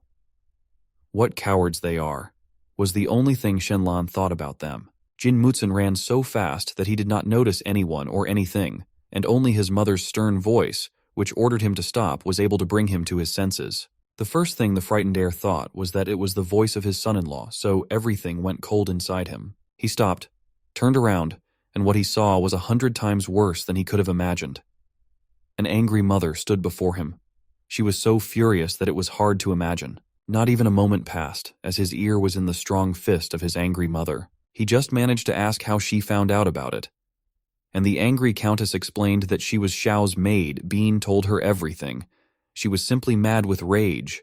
How did her son dare to beat his own sister's husband after he tried to save the dignity of their county at the cost of his own life? An angry mother pulled her son by the ear, and he only shouted about the fact that he was referring to Xiao Bean as to his sister, and she handed him over to her own mother. He just wanted to take revenge for her. Shen Lan shuddered in surprise. The door to his room opened. An angry mother-in-law stood at the door. The son-in-law only had to bow his head before her. She held her frightened son by the ear.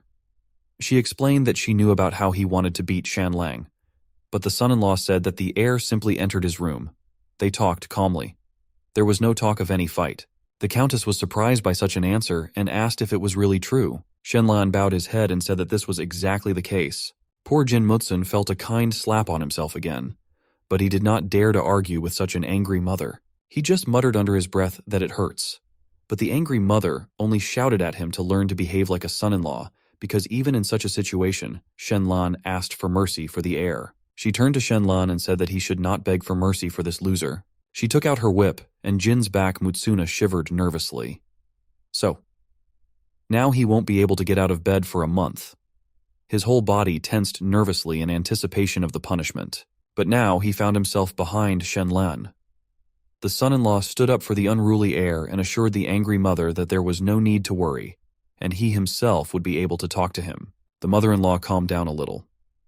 She thought to herself that Shen Lan still respects her parents. The countess agreed that Shen Lan would teach her son today, and if necessary, she would allow him to be beaten. When the two of them were alone in Shen Lan's room, the heir expressed his respect, thanked him for saving him from that cruel punishment, and assured him that he would always come to Shen Lan's aid if he needed it. Then Shen Lan asked to tell who exactly had thought of Jin coming to him Mutsuna, because he doubted that this boy was able to come up with this on his own. The heir was confused, but decided not to tell his son-in-law the whole truth, even if he decided to beat him to death. Shen Lan bowed his head and said that he admired the heir's justice that reached the heavens. But he noted about himself that now it became clear why parents punish their son so harshly. The wise son-in-law noted for himself that if this heir is so faithful to that man, then in the future he will be just as faithful to him. So you will have to wait a little. 1504. After Shen Lan locked the door to his room, he decided that it would not be an easy task. Therefore, some preparation should be done for it. He took out a bag of dry rye. He untied the ties without haste and poured the contents into the bag. He confidently sat down at the table, took out his knife, and began to carefully scrape off the mushroom spores. If anyone saw this, they shuddered at the thought of who exactly Shen Lan was preparing such a gift for. The stately palace of the county benefited from the first rays of the morning sun. He stood so flawless and silent. Life was raging in the rooms of the palace. Shen Lan was doing his morning routine in his room. A maid was standing nearby, and then the son-in-law caught himself thinking that now Xiaobin treats him much better than before. And then Shen Lan asked her if he could ask her one question. Xiao. Of course, Bean was quite surprised by this, but she agreed. The question was very unexpected. The son-in-law asked her if she knew why white tigers are so valuable and rare. The surprised maid replied that she thought it was because most tigers are yellow in color, but the correct answer was the following. Time can be exchanged for money, but money for time cannot. The puzzled maid remained in the room. She stood motionless in the middle of the room and pondered her son-in-law's answer. She could not find any connection between the question and the answer. Meanwhile, Shen Lan thought that this maid was still so innocent and did not understand when she was being flirted with. The maid nevertheless decided in the evening to ask the landlady what it all meant. And Shen Lan thought that he would get screwed again by such a question. The son-in-law only counted on the fact that Mulan was too simple to understand all this. After breakfast, Shen Lan received another task from the count. He had to go to study. He must go to study together with the young heir. Well, study? So study. Shen Lan intended to study for a few days for the sake of not angering the count. Shen Lan agreed without hesitation. At the same time, he had to find out about the friends of the young heir and find out which of them tipped off Jin Mutsuna went to his son-in-law's room and beat him. And now, the school was already visible in front of him.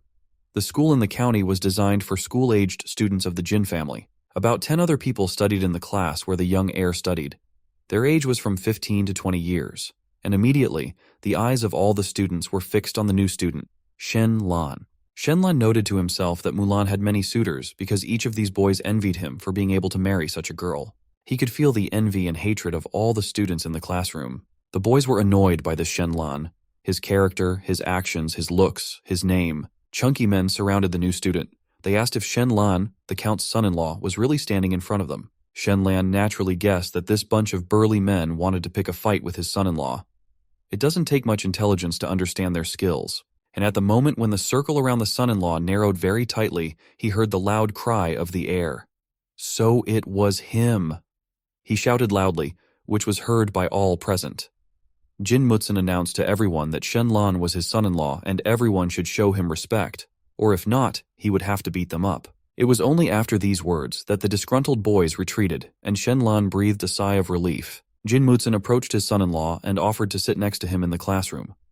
He assured him that with the heir, he had nothing to fear. Thus began the first day of training for Shen Lan. Everyone has already gathered in the classroom. A respectable man entered the classroom and all the students greeted the teacher. Teacher Lin said that this book studies everything from the earth to the heavens, and the more they study it, the more they realize that people are too superficial. The teacher looked around the audience with his watchful gaze and stopped at a new student. Shen Lan understood that the teacher was referring to him. So now he will have the maximum attention of the whole class. The venerable teacher came closer to Shen Lan. looked carefully and noticed that in front of him was a very handsome man. And then the teacher remembered that this young man had already studied at Hanshu School for 10 years. He recalled that this student was never able to finish his elementary education and was taken home. Well, it's time to find out what this newcomer is capable of. So the teacher came closer to him and asked if he had heard anything about the Book of Changes. After hearing an affirmative answer, the teacher asked Shen Lan what the saying, "Heaven is healthy, and a worthy person constantly strives to move forward" means. There was an oppressive silence in the classroom. The teacher waited for an answer, but she did not delay. The son-in-law replied that the heavens are constantly in motion and no one can stop them, and a worthy person should also follow their example and, relying on his strength and capabilities, constantly move forward.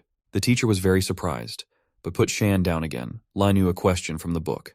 The saying sounded as follows: "Flying dragon regrets, excess will not make you wait." The answer was as follows: "A dragon that has soared too high will surely regret it, as everything that reaches its limit is bound to return the other way around. Therefore, a person should not try to achieve perfection in work, because in the future it will lead to regret." The teacher was simply amazed. He couldn't figure out how the young man who studied at his school and couldn't finish it in 10 years could know the answers to these questions from the Book of Changes. The teacher had no choice but to admit that all the answers were extremely correct and accurate. All students were simply knocked out. They opened their mouths, widened their eyes, and only repeated that they did not understand anything from the answers. But the fact that Shen Lan answered them with the utmost accuracy was admirable. Teacher Lin couldn't calm down, so he kept asking new questions, and the wise son-in-law answered them without hesitation. Some of the answers were much better than his personal perception of the book. The teacher mentally admitted that he even guessed that they could be answered in a similar way. In the teacher's eyes, Shen Lang was a true talent. Lin did not remember such an intelligent student in his life. He decided that he must inform the Count about this talented student, because he does not have such a talent for covering himself with dust. Now it's time for the next lesson. It was an arithmetic lesson.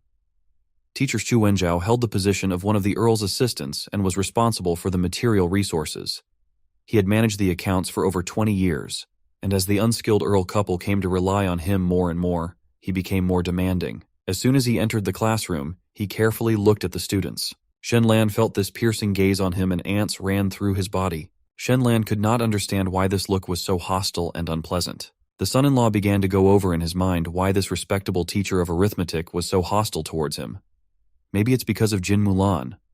So hardly he is too old to have any hopes for his wife, and so their interests never crossed. What will be seen next? In the meantime, Shen Lan decided to observe him more closely. The first question from the strict arithmetic teacher did not have to wait long, and it was as follows: "How will the area of a triangle change if its base is tripled and its height is reduced 6 times? Shen Lan mentally noted that even though Xu Wenjiao is the #1 arithmetic expert in Xuanwu City, but the content of his vocabulary is too simple. Even the questions are simple, like for the 5th grade. He lost interest in the lesson after such a boring question and decided to rest a little.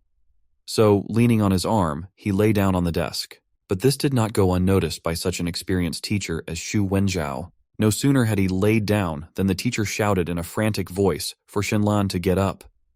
He reported that his son-in-law was not listening properly, so he was to be punished, 10 strokes of the stick. Shen Lan was outraged by such injustice. After all, many students slept in class at that time, and he was the only one to receive the punishment. The angry teacher asked the boy if he was really a relative of Wang Liang, Mo, or Jinxina, in order to show hands to receive punishment. He forcefully grabbed the young man's hand and shouted that Shen Lan was not paying attention to the lesson, that his soul had flown beyond the sky, that you can't get good things out of a rotten tree. But the clever student's answer did not take long. He boldly told the teacher straight to his face that he was not listening to him because he already knew everything the teacher was teaching. Xu Wenjiao laughed in the young disciple's face, and he noted that he has the audacity to argue. Then the angry teacher shouted that the punishment would not be 10 strokes of the stick, but 30. Another 6 hours of kneeling in front of the sage statue. Shen Lan was also starting to get angry. His face changed, but, as always in a calm voice, he announced that punishment would be impossible for the time being. All the students in the class even rebelled. No one expected such a turn of events. Everyone was delighted that someone could stand up to this strict teacher. Everyone was waiting for the continuation of this duel. The outraged teacher shouted that he would tell the Count everything, and everyone would see how he would be punished. He is yet to be punished for his impudence. Out of anger, he slammed his wand on the table so hard that it flew into pieces all over the study room. Ears from anger. The surprised heir asked Shen Lan why he was attacking this unpleasant teacher. Because now he will be punished, and he will not be able to get out of bed for half a month. But Shen Lan asked the heir out of the blue, was it not this teacher who had set him up to beat Shen Lan yesterday? To what Jin Mutsun said that he could not expel a friend, because then he would be considered a disloyal friend. But the son-in-law also asked the heir what the arithmetic teacher's relationship was with Wang Liang, Mo, and Jin Xin. Then Jin Mutsun reported that Xu Wenzhao is Wang Liang's great-uncle and seems like a distant relative of the countess. All the puzzles in Shen Lan's mind were solved. If his nephew Wang Lian married Mulan, Xu Wenzhao would quickly fly up the career ladder, and he, in turn, became an obstacle to the implementation of these plans with his marriage. That is why Xu belongs to him now. Wenzhao is like a sworn enemy. Shen Lan drew conclusions about Xu Wenzhao. He is not distant and vindictive. The consequences were not long in coming. Not even 5 minutes had passed when Xu's voice was heard outside the door, Wenzhao, who said that he had never seen such ill-mannered and impudent young people. Suddenly, the door opened and the arithmetic teacher and the count entered the classroom. Disgruntled, Xu Wenzhao only shouted that he was in a great dynasty. Yan Sirius refers to the sky, to the earth, to the emperor, to parents and teachers. But, as it turned out, the law is not written for Shen Lan. He angrily yelled that Shen Lan was breaking all the statutes of their school. When all students follow the example of such a student, the academic traditions of the county will be destroyed. He demanded only one thing from the count, to immediately order this disobedient Shen Lan. He, the heir of these words, bent down completely. His body still felt the traces of recent beatings. The count was furious. He sternly ordered Shen Lan to explain his behavior, and if he does not find a normal explanation, he will be punished immediately. The count is no longer going to tolerate his son-in-law's spying in the middle of his own palace. Then Shen Lan explained to everyone present that he was not paying enough attention in the lesson, because he knows the material, and in his opinion it would be more disrespectful if he pretended to be interested in the lesson. The arithmetic teacher was simply mad. How can anyone call his lesson simple? To which Shen Lan repeated once again that this is exactly what he thinks. The teacher laughed in his son-in-law's face. Can a young man who studied for 10 years at the Hanshu school and never graduated say that arithmetic is a simple science? Then Xu Wenzhao proposed to resolve their dispute in the following way. He would ask 10 questions, and if Shen Lan gave at least 3 correct answers, the teacher would order him. And if there is not a single correct answer, then the son-in-law will receive not 30 blows, but 100. Such were the terms of their dispute. Xu Wenzhao was sure that no one in Hanshui County knew how to count like him, and in Xuanwu County itself, there are 15 people who are good at arithmetic. He did not even imagine how Shen Lan would be measured by knowledge, but he only imagined how he would beat up such an upstart. The son-in-law asked if he understood everything correctly, and he only needs to answer 3 questions. To which I received a positive response. Shen Lan then asked what would happen if he answered all 10 questions correctly. The teacher did not even expect such an impudent question. How can a young man, whose lips have not even dried milk, hope to answer all the questions? Then the teacher, confident that Shen Lan would not give any correct answers, promised that if he found the correct answers to the 5 questions, then Xu Wenzhao will publicly apologize to him. Then the son-in-law shouted that he fully agreed with the terms of this match and let all the students and teachers be witnesses to this. The count remarked to himself that his son-in-law, though distinguished by his intelligence, would not mind finding a step lower for settling such disputes. After all, arithmetic is a science that can be learned by diligently studying for 10 years. In his ear, he said that Xu's arithmetic skills, the Wenchao, are so deep that competing with them is like breaking a rock with an egg. Then Teacher Lin said that he was ready to witness this great dispute. Shen Lan told the teacher to ask his questions. He is ready for such a dispute. Well, the arithmetic teacher already tried on himself the status of the winner in his thoughts. Xu Wenzhao began writing his questions. Well, Shen Lan, don't cry out loud afterwards, as you will be punished for your impudence. Well, the arithmetic teacher would definitely write him the most difficult questions so that Shen Lan could not find any answers. And then the son-in-law will be beaten to death. Half an hour passed, and Xu Wenzhao announced to Count and Teacher Lin that the questions were ready. The arithmetic teacher bowed solemnly over Shen Lan and informed him that he had 2 hours to solve all the problems. Time has passed. Well, let's see who is who. Each of them was already a winner in their thoughts. The son-in-law hurriedly ran his eyes over the problems and thought to himself that the master should be able to cope with these simple arithmetic problems. The first task was as follows. The first person holds 1 grain of rice. The second, 2 grains of rice. The third, 3 grains of rice. 100 people in total. Question: how many grains of rice do people hold in total? Here the son-in-law was sure that he would easily find the right answer. She was simple for him. The second question: the number is unknown, but after dividing it by 3, 2 remained when divided by 5. 3 remained when divided by 7. 2 remained, and the number itself is no more than 100. Well, to solve this problem, you need to make an equation. The third task: 3 people go together, and 70 is a rarity. 21 plums bloom on 5 trees, 7 suns will unite at the crescent, divide by 105 to find out. Yes, the son-in-law mentally noted that although it sounds like a poem, the answer is easy to find. Shen Lan carefully read the conditions of the problems. Here are the 4th, 5th, 6th. So far they are all easy for him. Planted in an orchard, exactly 4 trees in each row. What is the maximum number of rows planted in the orchard? Draw a diagram of planting trees, and if the rows are less than 16, then the answer is incorrect. Shen Lan was very surprised to find a worldwide mathematical puzzle in front of him.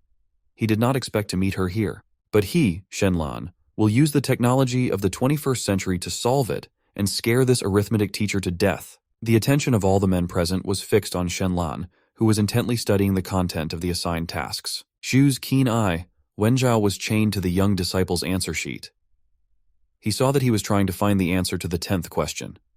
He was sure that Shen Lan had randomly written the answers to the previous questions. He was pleased with himself, because his 10th question was the most difficult. Even it took him more than 10 years to bring the number of rows to 16, he was very interested in how many rows this upstart could draw. He had already seen in his imagination how Shen would receive 100 blows with a stick, so it will be exactly like that. The Count also closely followed the work of his son-in-law. He also noticed that Shen Lan wrote down 9 answers very quickly and was concentrating on the 10th question. Does he write the answer at random? How can you solve arithmetic problems so quickly? The Count called his servant to him and ordered to invite his wife to the classroom. The Count was already considering the end of this duel in his head. He was sure that Shen Lang would be defeated because no one could match Shu in precise knowledge. Wenzhao. And when the time of punishment comes, it is the wife who will somehow be able to reduce it. While he was considering how and what would happen here, Shen Lan got up from behind the desk and said that all the tasks were completed. The Count shuddered in surprise. The Count was very displeased that his son-in-law was in such a hurry to answer. After all, if his wife does not have time to come, this impatient young man will have to receive 100 blows. Zhu Wenzhao took the answer sheet and imagined that he was holding the verdict of this scoundrel in his hands. Yes, this is your death note, you insolent scoundrel. The arithmetic teacher unfolded the paper with the answers. He slowly sat down at the table and began to review the answers. Shu's view, Wenzhao, suddenly changed into a focused one. What he sees in these answers does not count for him. The answer to the first question is correct. How did this happen? What is happening? The second and third questions are also correct. 4th, 5th, the 9th. How could this happen? He looked at the answers to 9 questions and was simply enraged. After all, there are few people in Xuanwu City who are able to solve these problems. Even he, the arithmetic teacher, spends a lot of time on calculations before finding the answers. And Shen Lan managed it in a few minutes. Is he more talented than the teacher in arithmetic? His thoughts were interrupted by an unexpected question from Shen Lan, who asked if he had written the answers to all 10 questions correctly. Exactly the 10th question. How many rows did this brat manage to draw? He turned his gaze to the 10th answer and almost passed out. How did he do it? After all, it was simply not possible. Shu's eyes, Wenzhao, nearly fell out of orbit. But our respected son-in-law could not resist and said that the teacher was not worried, did not hurry, and counted more slowly. How can you tolerate this insolence? He began to count the rows. 16, 18, 20, 23. But how can you plant 23 rows from 20 trees? It took him, an outstanding teacher, more than 10 years to calculate the 16 rows. How much time did he spend to solve this issue? For a while, Shu Wenjiao lost his mind. How did it happen? Who is this young student? Man or devil? He took out the paper with the answers and began to shred it with such hatred that it was hard to imagine. Shen Lan's correct answers flew around the classroom. He tore them into such small pieces that no one could read a single symbol on them. And in the face of a surprised Shen Lan, he shouted that all the answers were wrong. How should they be in such a case? There was an oppressive silence in the classroom. But the young son-in-law was not confused. Only a faint smile touched his lips. He took his time and took out another piece of paper and informed everyone present that he had enough time and had managed to write one more copy. He bowed and handed this answer paper to Teacher Lin. Shen Lan said that this respected teacher was also good at arithmetic and could not say how many correct answers the son-in-law managed to find. Xu Wenjiao had already reached out to snatch the paper from Teacher Lin's hands. He did not expect such behavior from Shen Lan. Xu Wenjiao ordered that Teacher Lin still look at Shen Lan's answers. Dear Lin gladly agreed to review the answers, and at the same time recall such an interesting science as arithmetic. Xu Wenjiao was sure that Teacher Lin would not be afraid to go against him, and he would judge Shen Lan's answers fairly. What a vile Shen Lan you are. The same thoughts were currently raging in the arithmetic teacher's head. Venerable Lin looked at the young student's answer in surprise. The first, the fifth, the ninth. All the answers are surprisingly correct. How could this happen? The guy clearly has talent. His gaze rested on the 10th question. Is this even possible? He held the answer sheet up and stutteringly asked Shen Lan if he had found the answer to the 10th question himself. The Count was as surprised as the teacher. Then he bowed to the Count and said that the Count had an incredible opportunity to acquire an arithmetic genius in his county. He, a respected teacher with many years of experience, had never seen anything like this in his life. The Count came closer to Lin and asked how many questions young Shen Lan managed to find answers to. Teacher Lin reported that the son-in-law found the answers to all 10 questions, and his level of knowledge is much greater than the answers to these questions. The Count was simply surprised. Master Lin then asked Shen Lan where he studied, because even he had to admit that Lin's knowledge was not as perfect as his. Shen Lan smiled. Such flattery clearly pleased his personality. At that time, the cocky Shen Lan said that he had studied it on his own. He just has talent. Mathematics is a science that is 99% genius and 1% sweat. While Shen Lan was boasting about his genius, the Count wanted more and more to beat this insolent son-in-law. Taking advantage of such a commotion, Xu Wenjiao wanted to sneak out of the study room. Just as he turned around and headed for the exit, he heard Shen Lan's voice shouting at his back. He wondered where the respected teacher was in such a hurry. Shen Lan approached Xu Wenjiao and asked where his apology was. After all, he said in front of everyone that he would apologize to his son-in-law when he gave the correct answers to 5 questions. The arithmetic teacher was simply so mad that it was hard to imagine. After all, apologizing to a student is such a shame. The Count approached the arithmetic teacher and said that it is teachers who are examples for their students. But then they heard the voice of the Countess. The heads of those present turned in that direction. So, it was her. The Countess also noted that if a person was wrong, then he should take full responsibility for his actions and words. At the head of Xu droplets of sweat stood out from Wenjiao. Yes, this made Shen Lan happy. Because until this time, the mother-in-law was considered the patron saint of Xu Wenjiao, and now even she spoke out against the arithmetic teacher. It was a public slap for Xu Wenjiao. He had never felt such shame. Shen Lan is to blame for all of this. Xu Wenjiao, publicly humiliated, nevertheless squeezed out an apology to everyone present. How difficult this decision was for him. A storm of emotions, hatred, shame, thirst for revenge raged in him now. The heir and other students looked into the classroom through the crack. They were very happy that this old dog had to publicly apologize to Shen Lan. The son-in-law was just happy with this situation. He mentally noted that if the teacher had known this would end their quarrel, because in life he would not have started this test with problems. And Xu, at this moment, Wenjiao mentally promised to report Shen Lan for the public humiliation. From this moment on, he will not rest until one of them dies. He quickly jumped out of the room. All the students jumped under the walls of the corridor out of surprise. And when they recovered from the surprise, they began to praise Shen Lan for his intelligence, strength, and talent. But the Count came close to his son-in-law. Shen Lan was taken aback by the surprise. He did not expect such a turn of events. He sternly ordered Shen Lan to stretch out his hands. The Count was not in a good mood. It was immediately noticeable. Shen Lan slowly extended his hand to the Earl. Why will he be ordered? Because he won this duel. But the sharp pain from the blow quickly brought him to his senses. Only one question throbbed in my head. For what? The Count explained that it is not necessary to suffer and be so self-willed.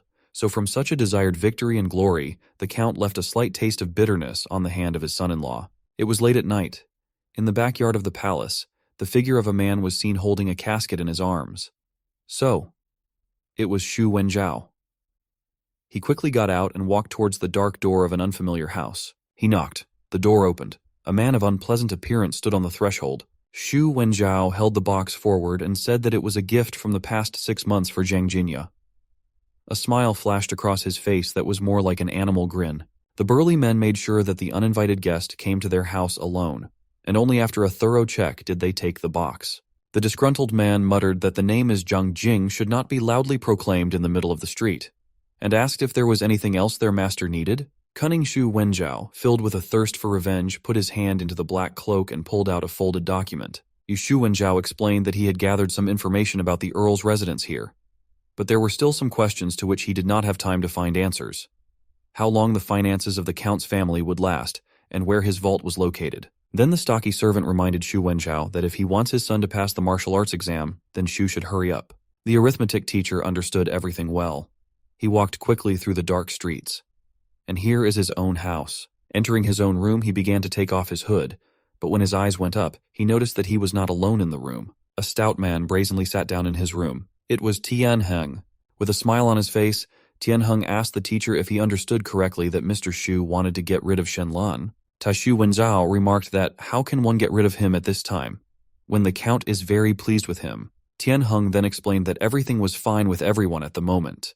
But when the Earl dies and the throne passes into the hands of the heir, will he be able to control Shen Lan? Of course, this is a question for backfilling. Shen or Jin bear until then. Heng then proposed the following deal. He would spread gossip about how brilliant Shen Lang's was, and how stupid the heir was, so that one day the son-in-law would definitely take his place, and Xu Wenjiao would have to slander Shen Lan in front of the Count and Countess, and if he failed 10 times, he would have to try 100 more times. And one day, the fire they were trying so hard to kindle would ignite with such force that it would burn the cursed Shen Lan. What's up, Xu? Wenjiao liked the deal. Now he is not the only one who wants to take revenge for his insult. And as folk wisdom says, 10 men together can defeat a tiger. If they strike both from the outside and the inside at the same time, then one day the Count will get worried and stop protecting Shen Lan. And then they will deal him a fatal blow. Then Shadow Hung offered to seal their contract with a handshake. For the revenge of Shen Lan, Xu Wenjiao agreed to this deal, and they shook hands. This is how the alliance of enemies of the son-in-law was born. Xu is offended Wenjiao really wanted to avenge his insult. Therefore, he wished Shen Lan only death. At this time, in Zhuanwu County, when there was complete darkness outside the window, someone knocked on the door of the Count and Countess's bedroom. The tense couple began to listen and heard how someone called the father-in-law and mother-in-law. They recognized the voice. It was Shen Lan. The Count was furious. How dare he? What is the urgency? Can't it wait until tomorrow? After opening the door, the couple stood surprised at the threshold of their bedroom. The Countess asked what happened so urgently that the son-in-law decided to disturb them at such a late hour. Shen Lan bowed and spoke his thoughts as follows. Xu was very angry, so he would most likely be away from the Earl's manor for a while. Accounts of the county must be maintained, because if they are delayed for a few days, it can affect the value of gold and silver. So he asked permission to deal with the matter while Xu was away, Wenjiao. The man was stunned by such insolence, but his thoughtful wife begged him to yield to his son-in-law and satisfy his request. She invited her son-in-law to go to their room and discuss everything. Of course, the Count was not happy with this turn of events. When Shen Lan entered the room, he told the couple that he suspected Xu Wenjiao is in misappropriating their county's money, so he would like to study this matter carefully. The Count was angry. He considered Xu Wenjiao as an honest man. Moreover, Shen Lan already won a victory over Xu today. Why start all over again? Then the shrewd son-in-law told him what his suspicions were based on. Xu's annual salary, Wenjiao is worth 200 gold coins, and his sons dress in gold and silver, and he has quite a lot of real estate not only in the city of Xuanwu, but also in the province of Nujiang. The Count noted that fish cannot be found in water that is too clean, but the son-in-law still insisted that he be given the opportunity to understand this issue. And he will prove that Xu Wenjiao appropriated funds far exceeding the Count's expectations. The woman was listening to this quarrel between the men and decided to add some specifics to their dispute.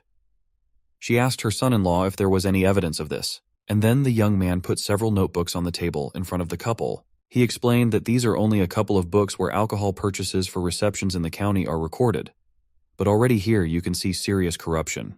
The Count raised these books up and sternly asked where his son-in-law got them. Shen Lan then admitted that he had asked the heir to help him get them. The couple were shocked. How can their heir be so trusting and unfailing? They even imagined how it all happened. The Count was just about to vent his emotions when he felt his wife's hand on his arm. Calming down a little, he looked at her. She said that if she married, she was also part of the Jin family, and so she has the right to vote. If Xu Wenjiao has embezzled too much money, so it can't just be left like that. The Count covered his eyes. Xu Wenjiao had been with him for many decades. He had worked hard without receiving any credit for it, and now he was being forced to be a thief and test his loyalty. In the end, he agreed to let Shen Lan check Xu's accounts Wenjiao under 3 conditions. First, he must conduct the inspection together with Teacher Lin. Secondly, the results of the inspections must first be given to the Count. Thirdly, as soon as Xu Wenjiao will return, Shen Lan will immediately stop the inspection and not harm the reputation of the respected Xu. Shen Lan agreed to all the terms of their agreement. Well then, let time judge them. Satisfied, he flew out of his father-in-law's and mother-in-law's room and decided to bring this matter to an end.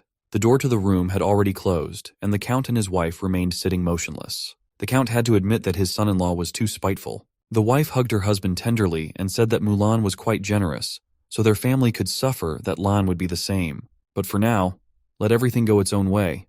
The couple hugged and went to the far rooms. Meanwhile, while almost everyone was resting in the palace, work was in full swing in the accounting department. Shen Lan and Teacher Lin went into the room with accounting books. The picture was not encouraging.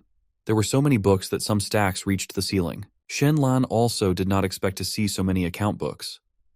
Teacher Lin generally dreamed of lying down on the bed and resting after such a busy day. These were calculations for more than 20 years. Here, just to review them, it took at least several months, and even more to count. Shen Lan listened carefully to the teacher and asked him for help. Teacher Lin was surprised. He did not believe that Shen Lan was serious about checking the accounts. He told his son-in-law how 3 years ago he had sent a student to the accounting department to secretly look at something. And then that student died of a sudden illness. But Shen Lan was steadfast in his decision. He was sure that people are greedy for money. They fear death more than anything. The only problem that bothered the son-in-law at the moment was that he only had one night to check all this accounting. Then Shen Lan asked Master Lin to choose the most important bills, and Shen Lan would do the calculations on them. The teacher thought for a few minutes and agreed to help Shen Lan this time. At this time, Xu's 2 informants, Wenjiao, quietly discussed their next steps behind the door of the accounting office. They decided that as soon as the doors of the Count's residence opened in the morning, they would definitely spread the word about the checking of the accounts. They really won't dare to set fire to the accounting department together with the Count's son-in-law, but as soon as Xu Wenjiao will return to the palace, this boastful Shen Lan will have to stop his investigation. It is a pity that those 2 informants did not understand who they were dealing with. After all, there was no need to look for someone as intelligent as Shen Lan. Shen Lan began studying the accounts, and these accounts, which required the study of several specialists and several months of work for their verification, were quickly divided into categories in Shen Lan's head and were even more quickly summarized. Shen Lan was shocked by the scale of the embezzled funds. The first rays of the sun touched the roofs of the county houses. Everyone was happy for the new day and expected good events that it would bring them. And only in Xu's house Wenjiao's morning did not start well. The door of the master's room suddenly opened, and a boy burst in and shouted loudly that he had an urgent message for the master. Unsuspecting, Xu Wenjiao calmly asked what happened, and then the young man announced such news, which made the host go cold inside. Shen Lan is checking the accounts of the county. How can this happen? Who allowed such insolence? Before he had time to finish all his displeasure, his feet carried him to the door. The hands opened them extremely quickly, and now he quickly ran to the Count's palace. While he was running, he shouted to the whole street that the insolent Shen Lan would pay for such a daring act. Here is the door of the county palace. What's up today? Xu Wenjiao will light a fire under Shen Lan. A determined mood drove him to run faster and faster. Here he is already near the owner's room. Xu ran inside. Wenjiao fell to his knees. The Count stood before him. Xu emotionally asked his lord, why is it that he doesn't trust his financial assistant anymore? The Count calmly asked, when it was he who didn't trust venerable Xu Wenjiao, then why is Shen Lan checking the accounts all night? Checks him. An obedient servant who has served the Count with all his soul and heart for more than 20 years. He said that he was only a humble servant who could not compete with Shen's son-in-law. It would be better for him to die than to live to the time when, for his tireless work on the accounting of the county, someone will doubt his integrity. He was about to run out of the Count's room, and the guard stopped Xu with a sharp blow. Wenjiao. Xu Wenjiao fell to the floor from the unexpected impact. Tears of despair and resentment flowed from Xu's eyes. Wenjiao, How could anyone doubt his devotion when he came to this county at the age of 10, grew up under the eyes of his old master? There is no man in the whole county who is as devoted as he is. He fell to the floor, beating his chest and shouting that he could tear out his heart right now, if necessary, and show what color it was, white or red. The Count ordered Shu to rise Wenjiao. He assured his assistant that he had no doubts about his loyalty. The Count then returned to the guard and ordered to tell Shen Lan that he had immediately stopped the inspection and come to this room. The guard quickly went to carry out the Count's order. The door in the palace room slammed shut. Insidious Chu Wenjiao noted in his mind that this time Shen Lan had overestimated his abilities, and in this duel he would clearly lose, because the Count was very careful about the honest name of his subordinates. Another Chu Wenjiao decided that if Shen Lan continued to provoke him, he would get the exact opposite result and incur the displeasure of his father-in-law. Then he decided to act immediately and asked the Count to tell him something. Without thinking long, the Count allowed Shu to tell him what he wanted. Then Shu Wenjiao said, "Rumors are spreading in Xuanwu City that Shen Lan is pretending to be a pig to eat a tiger. He is obviously very smart, but he is pretending to be inept and stupid to get along with the mistress Mulan. But in fact, he has an evil intention." At this moment, the Count thought very much, because indeed Shen Lan is both intelligent and handsome, and insidious. But after weighing all the pros and cons, the Count came to the conclusion that although Shen Lan has many flaws, he does not have any evil intentions. But about Shu Wenjiao, there are many questions here. Shu continued to give his arguments, that the heir has too soft a character, so it is worth thinking about who will occupy the throne of the Count. All this tirade was argued by Shu Wenjiao interrupted Shen Lan's voice as he greeted the audience as he entered the room. Only Shu heard that Shen Lan had already arrived, so he immediately attacked him with his accusations. "Why do you want to get rid of me? What did I offend you?" etc. Shen Lan also had something to say to this man. He accused him of not being a professional. Shu Wenjiao was sure that Shen Lan couldn't find any evidence of his machinations overnight. He closely approached his son-in-law and said that he had no right to accuse without grounds, because there are respectable people around and they should be considered idiots. Shen Lan then called out a figure, 30,000 gold coins. Shen Lan continued to accuse Shu Wenjiao that during his 20 years of work as the chief accountant, he appropriated 30,000 gold coins, that his father-in-law and mother-in-law trusted him so much, and Shu used this trust so defiantly. Shu Wenjiao excused himself as best he could. After all, the Count's family loves their people and never raises taxes, they live frugally, and such an amount as Shen Lan announced is enough for the annual support of the entire county. Shu knew that a family of average wealth could not save even 2 gold coins a year. Even the Count was shocked by such a number. He guessed that Shu Wenjiao embezzles funds, but even his biggest guesses were at the level of 2 to 3,000. But 30? Shu Wenjiao could feel the situation starting to become dangerous for him, so the only way out was not to remain silent. He fell to his knees in front of the Count and shouted that Shen Lan was trying to slander him to his death. He shouted that he had evil intentions, since he did not feel sorry for such a respectable person. Shen Lan claimed that the county's annual income and expenses were not small, and no matter how elegantly forged the accounts were, the truth could not be hidden. Shen Lan then demanded an explanation as to why the cost of maintaining the army was increasing while the number of soldiers in the county was not increasing. Shu Wenjiao attributed this to rising prices and higher wages for soldiers. But Shen Lan could not stop because he was worried about the question of where did the old equipment and weapons go. Of course they are remelted. That's how Shu explained it. Wenjiao. However, Shen Lan said that according to the settlement accounts, iron production is on the contrary decreasing. The production of salt also decreased, while the production of sacks and baskets increased significantly. To all these questions, Shu Wenjiao found no answers. He stammered, tried to think of something quickly, but no answers came to his mind. Shen Lan then suggested the correct answer.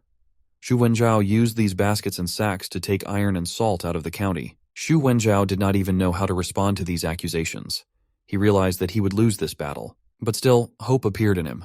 So these are just empty words. Some fictions. No one can prove it all. But Shen Lan took out a book and threw it on the table in front of everyone in the room, and Shu Wenjiao lost the ground from under his feet. Cold drops of sweat covered his forehead. That was the end. This was Shen Lan's night work report. Here were all the proofs that were so demanded from the son-in-law. With the help of Shen Lan's hints, the Count was able to read the report on his own. The wise son-in-law composed it so competently that even such a financially illiterate man was able to understand everything. The Count was shocked by the contents of the report. There were so many shortcomings in the financial reports that there was no time to think. Here are some examples. To celebrate the Spring Festival, the county bought 1,000 extra glasses of wine, which were not finished and returned, but only 70% of the funds returned to the treasury.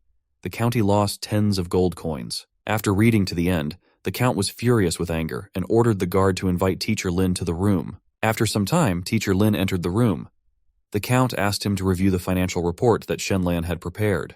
When the teacher began to study the report, he was more surprised than Shu's financial shenanigans Wen Zhao, and a skillfully compiled report. Shen Lan really managed to do the impossible. When the count asked the teacher what he thought about the report, the teacher said that he admired the talent of his young son-in-law because the report was written very skillfully and competently. Then the count turned to Shu Wenzhao and ordered to explain all this. Shu. Of course, Wenzhao could not confess to his thefts. He thought that it would be better to give the money to Mr. Zhang and then maybe he would have a chance to save himself. He began to accuse everyone of the fact that they just wanted to order a respectable financier and came up with just an excuse. After all, the county is now in debt, and there is nothing better in their opinion. Did not come, than to accuse honest people of this. He shouted so that everyone would see how unfairly they were treating respectable old people who had faithfully and truthfully served the county all their lives. He did not agree with the writing that his son-in-law had written, and shouted that he would not agree with it even if he died. Shu's behavior Wenzhao and only Shen Lan calmly took the chair and went to Shu. He came closer to him, set up a chair and sat down solemnly. The young son-in-law looked directly into the eyes of the frightened Shu Wenzhao said that he knew where to get real evidence. Shu simply flinched at his words. Shen Lan informed everyone in the room that he knew where Shu's secret stash was Wenzhao. Shu Wenzhao laughed in his face. How can you know about this? Is he some kind of visionary? Only a few people know such secret information, and Shen Lan is clearly not one of them. Shen Lan thanked him for the compliment and said that he would not refuse to be a seer for a while. Then he turned his head to his father-in-law and invited him to visit this secret city together. The count gave the order to Jin Zhong to take 100 warriors and carry out all Shen Lan's orders. An interesting adventure awaited everyone ahead. A squad of soldiers set off. After an hour of their journey, they saw a gorge in the distant wilderness. Having driven closer to the half-ruined manor, everyone got off their horses and walked closer to the gate. Shu Wenzhao had already become angry. This house did not promise him anything good. Having changed his face, he almost fainted. His legs refused to listen to him. Then 2 guards helped him to continue. One thought pulsated in his head. How did he find out about this? But Shen Lan was restless. He walked quickly to the entrance, constantly pushing everyone present. Unsuspecting, everyone moved towards the entrance. And an enemy arrow was already flying from above, which was aimed straight at Shen Lan's heart. But the watchful eye of the guard noticed the danger, which was approaching with maddening speed. Not even a couple of seconds had passed before he deftly drew his sword and deflected the arrow, saving Shen Lan's life. After assessing the situation, Jin Zhong ordered the soldiers to search the area and Shen Lan to stay in a safe place for now. So, it became clear to everyone that a trap awaited them here. After some time, the soldiers reported to their commander that they had cleared the entire area and captured a young man. Then everyone gathered around the captured boy. It was a stocky young man in a black cloak with a hood. He was put on his knees in the middle of the yard, and the hood that hid the boy's face was removed. The guards reported that he was the only man nearby, and that he was the one who shot the man with poisoned arrows. Then Jin Zhong looked closely at the black-cloaked young man and recognized Shu Tian is Shu's son Wenzhao. This is the meeting. Jin Zhong approached Shu Tiana, grabbed him by the hair, and asked what he was doing here, because this post had been abandoned for a long time. But the impudent young man replied that he was having fun here, because there is nothing forbidden in this. Shu Tian's answer only angered Jin Zhong, and he decided to ask him like an adult. Shen Lan decided to take a closer look at the abandoned estate. This, of course, will require all his abilities. So, it's time to apply them. He noticed that there was a secret hiding place under the wall of the opposite wall of the room. So it's time to get going. He ordered the guards to stop talking to this young man and start digging the ground, because there was a secret door under it. Shu Wenzhao realized that by digging up the door, the guards were digging a hole for his grave. Having spent half an hour digging, the guards really dug up the secret door, but they were securely locked. The guards tried to cut down the castle with a sword. It's useless. The swords were broken, and the secure lock continued to protect the door to the secret room without any damage. Shen Lan examined it. It was made of ferrotungsten and was simply impossible to break. Need a key? Jin Zhong was in despair. To be so close to the solution and not find the key was quite a shame. He approached his son-in-law and asked if he knew where to look for the key. The only hope was for Shen Lan's supernatural abilities. He ordered Shu to be brought closer Wenzhao and looked at him carefully with his X-ray vision. Shu Wenzhao shouted that no matter how closely Shen Lan looked at him, he would not say anything and know nothing. But Shen Lan already knew the answer to that question. He saw that the key was hiding in Shu's hair. Wenzhao. A cunning fox. No one would have guessed to hide the key there. Shen Lan grabbed Shu's hair and unwound the well-hidden key from it. Here it is. They're passed to the secret room. When Shu Wenzhao came to his senses from such an unexpected turn of events, he only shouted at Shen Lan, constantly asking how he found out about this. Shu Wenzhao was simply crushed. He was looking at Shen Lan, and it seemed to him that the demon himself was standing in front of him. But ignoring all the shouting, Shen Lan went to the door, inserted the key into the lock, turned it a couple of times, and the lock unlocked. The entrance to the secret room was open, and everyone began to carefully descend the stairs one by one. What opened before them no one expected to see.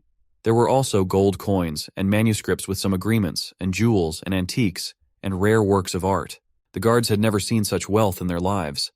The boys lost the gift of speech. Jinzheng grabbed Shu Wenzhao for the clothes and was simply indignant that this scoundrel took advantage of the trust of the Count family and robbed them so brazenly. And while the guard was telling that bastard what he thought of him, Shen Lan was looking for what interested him the most.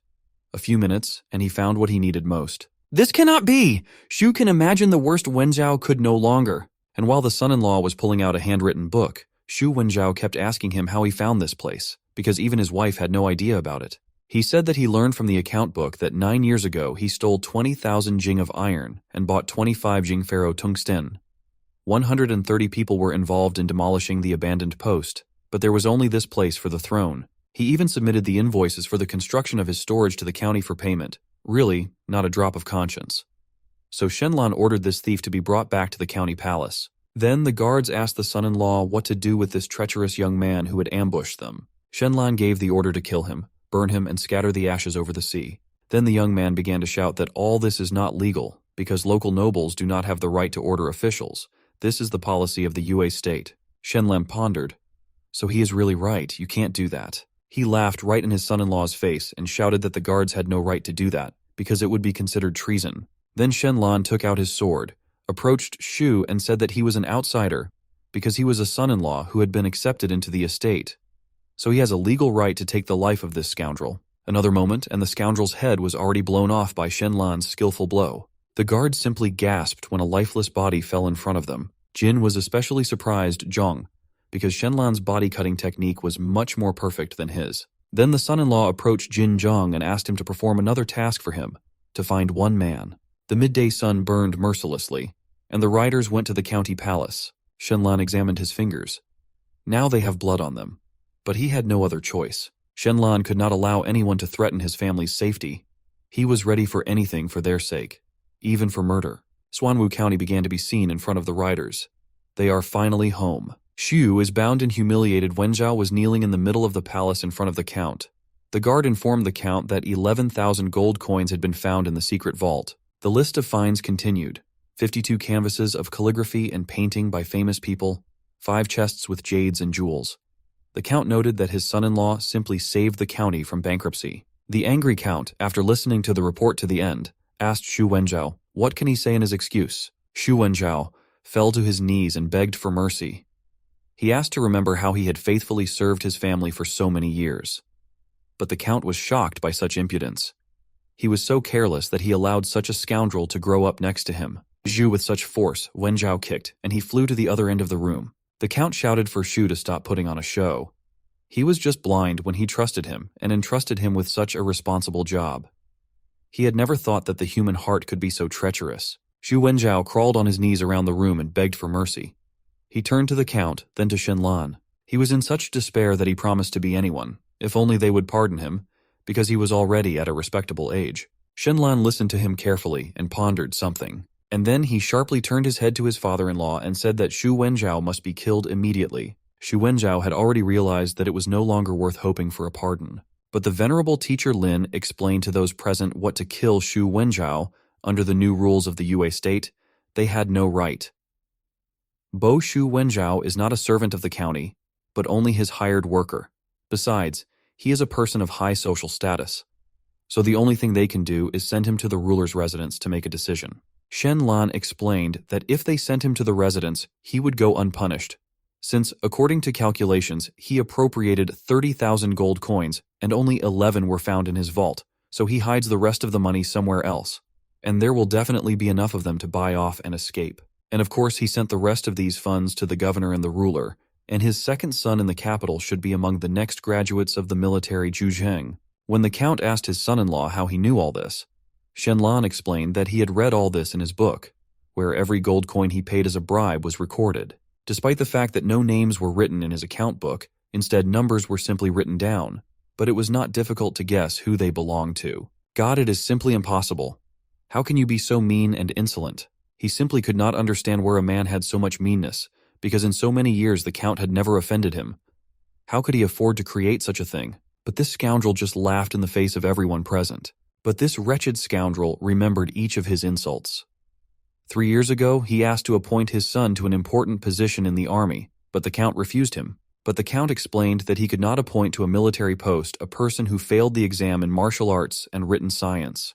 Ta Shu Wenzhao did not want to hear an explanation. He could not understand how the earl could not appoint his son to the position just because his father had served him faithfully for so many years. But most of all, Count Shu's words brought him out of his mind, that Xuanwu County is like a sinking boat, and he is not going to go to the bottom with it. That is why he decided to look for a better destiny elsewhere. So Xu Wenzhao, who in his opinion has achieved great achievements, should not bother about such trifles. The count drew his sword and finally decided to finish this monster. Teacher Lin stood in the way of the count. He constantly repeated about the new laws of the state. If they are violated now, then their enemies will have a significant advantage, and they will definitely take advantage of it. Shen Lan also warned his father-in-law not to do this, even though this thief deserved immediate death. Xu Wenzhao laughed at them and shouted that even Shen Lan had no right to kill him. So the only thing left for them was to send him to the ruler's residence. But the count was just mad. He pushed Teacher Lin away and was already almost near Xu Wenzhao. Then Shen Lan stood in the way of the enraged count. He explained that if they couldn't kill this scoundrel, it didn't mean the others couldn't. Xu Wenzhao rejoiced at their helplessness. He shouted that if he was executed here, not a trace would remain of their county. Shen Lan then asked Xu Wenzhao, "Is he afraid of the laws of the Xu family?" At these words, the door to the room opened, and the guard informed Shen Lan that he had fulfilled his request and brought the head of the Xu clan. Xu Wenzhao almost fainted when he saw who was standing in front of him. The old head of the Xu family bowed before the earl and apologized for the kind of work that Xu had become. Wenzhao. They were grateful to the earl for supporting their family over the years. The count raised the head of the clan and said that there was no need for such a grand gesture. Then the clan head returned to Xu Wenzhao, looked into his eyes and ordered the guards to take him to the ancestral temple and beat him to death. But Xu Wenzhao shouted that they also had no authority to beat him to death, because even if he stole money from the county, it had nothing to do with his family's laws. But Shen Lang explained to Xu Wenzhao that he will be punished not for theft, but for the defilement of his younger brother's wife. Xu Wenzhao shouted in a furious voice. He couldn't fathom how Shen Lan found out about this. Shen Lan then explained that Xuanwu County had conducted a small investigation on the matter, but the guards had to carry out the order. They took the scoundrel by the arms and dragged him to the exit. Xu Wenzhao did not want to accept this sentence. He shouted that he had a big secret to share, that he still had a lot of money. But no one was interested in all this. When he was almost taken out of the palace, Xu Wenzhao shouted that someone wanted to harm Shen Lan, that it is Tian Heng who wants to harm him. But Shen Lan understood this very well anyway. He did not forget about it for a moment. A few hours later, Xu Wenzhao, who was brought to the ancestral temple, was stripped naked and beaten to death with sticks in front of hundreds of people. Father-in-law and son-in-law were sitting in chairs and talking. The father-in-law was grateful to the son-in-law for the fact that he not only returned the gold coins, but also discovered such an insidious enemy who had been a parasite in their family for so many years. Then the count promised to fulfill any wish of the son-in-law as a reward for such help. Shen Lan did not expect such generosity from his father-in-law, so he asked again if he could ask for anything. Yes, Lan has done such a great service for the county, so he really deserves it. Then Shen Lan stood up and asked the following, that the father-in-law give an order that the wife obey her husband, or else send some craftswomen to kidnap Milan and force her to come to Shen Lan and spend the wedding night with him. That's all, and there are his duties as a son-in-law. How can he ask for anything else? Then the count offered Shen Lan to run the accounting offices of their county, but the young son-in-law remarked that this would be better done by Teacher Lin. Then the son-in-law asked the father-in-law to visit his parents, but for this, it is necessary to remove the son-in-law from house arrest, the count thought. He guessed that visiting the family was just an excuse, because he saw them only 4 days ago. If he is released, this son-in-law will do something stupid again. How to do it so as not to let him go out? The count said that it would be better for his son-in-law to stay at home, because so many people hated him. But he will not leave his son-in-law without a reward. And this reward is 300 mu of beautiful land that Zhuanwu County will give to his parents. It will be a show of respect for his family. So, that's exactly what they will do. Shen Lan was just confused. He did not need land. He needed will. The count quickly left the room so as not to continue this conversation. V said he was very tired and needed immediate rest. Meanwhile, in the house where the beautiful Jin was Mulan, the charming beauty was taking a bath, and the young maid told her about the adventures of the young man, about the return of 10,000 gold coins, about the victories and the exposure of the scoundrel Xu Wenjiao. But Mulan forbade the maid to talk about Xu's death when Chao is in her house, and besides, he died because he deserved to die, not because of his son-in-law. Xiaobin was upset by this reaction of her mistress, but she did not need to repeat it twice. All clear. By the way, yesterday her son-in-law asked her one question, and she decided to share it with the young lady Mulan. Xiaobin repeated Shen Lan's question. Why are white tigers so rare? The lady asked what answer her servant gave to this question, and she said, because all tigers are yellow and white ones are very rare. And then the maid said that Shen Lan answered his question as follows. Time can be exchanged for money, but time cannot be bought with money. But is this the right answer? It's more like a delusion. Mulan froze for a moment. Where did he learn this secret? Was he spying on her in the bathroom? It is simply impossible. He has no martial arts skills. Then the young wife got out of the bath. She ordered the maid to bring her things and asked where her son-in-law was now. While the beauty was getting dressed, the maid asked her what she was going to do. Mulan then replied that men need to be controlled. She didn't look after him for 3 days, and here he is already on the roof tearing bricks. Xiaobin asked the young lady if she was going to beat her husband. But Mulan replied that Jin women never beat their husbands.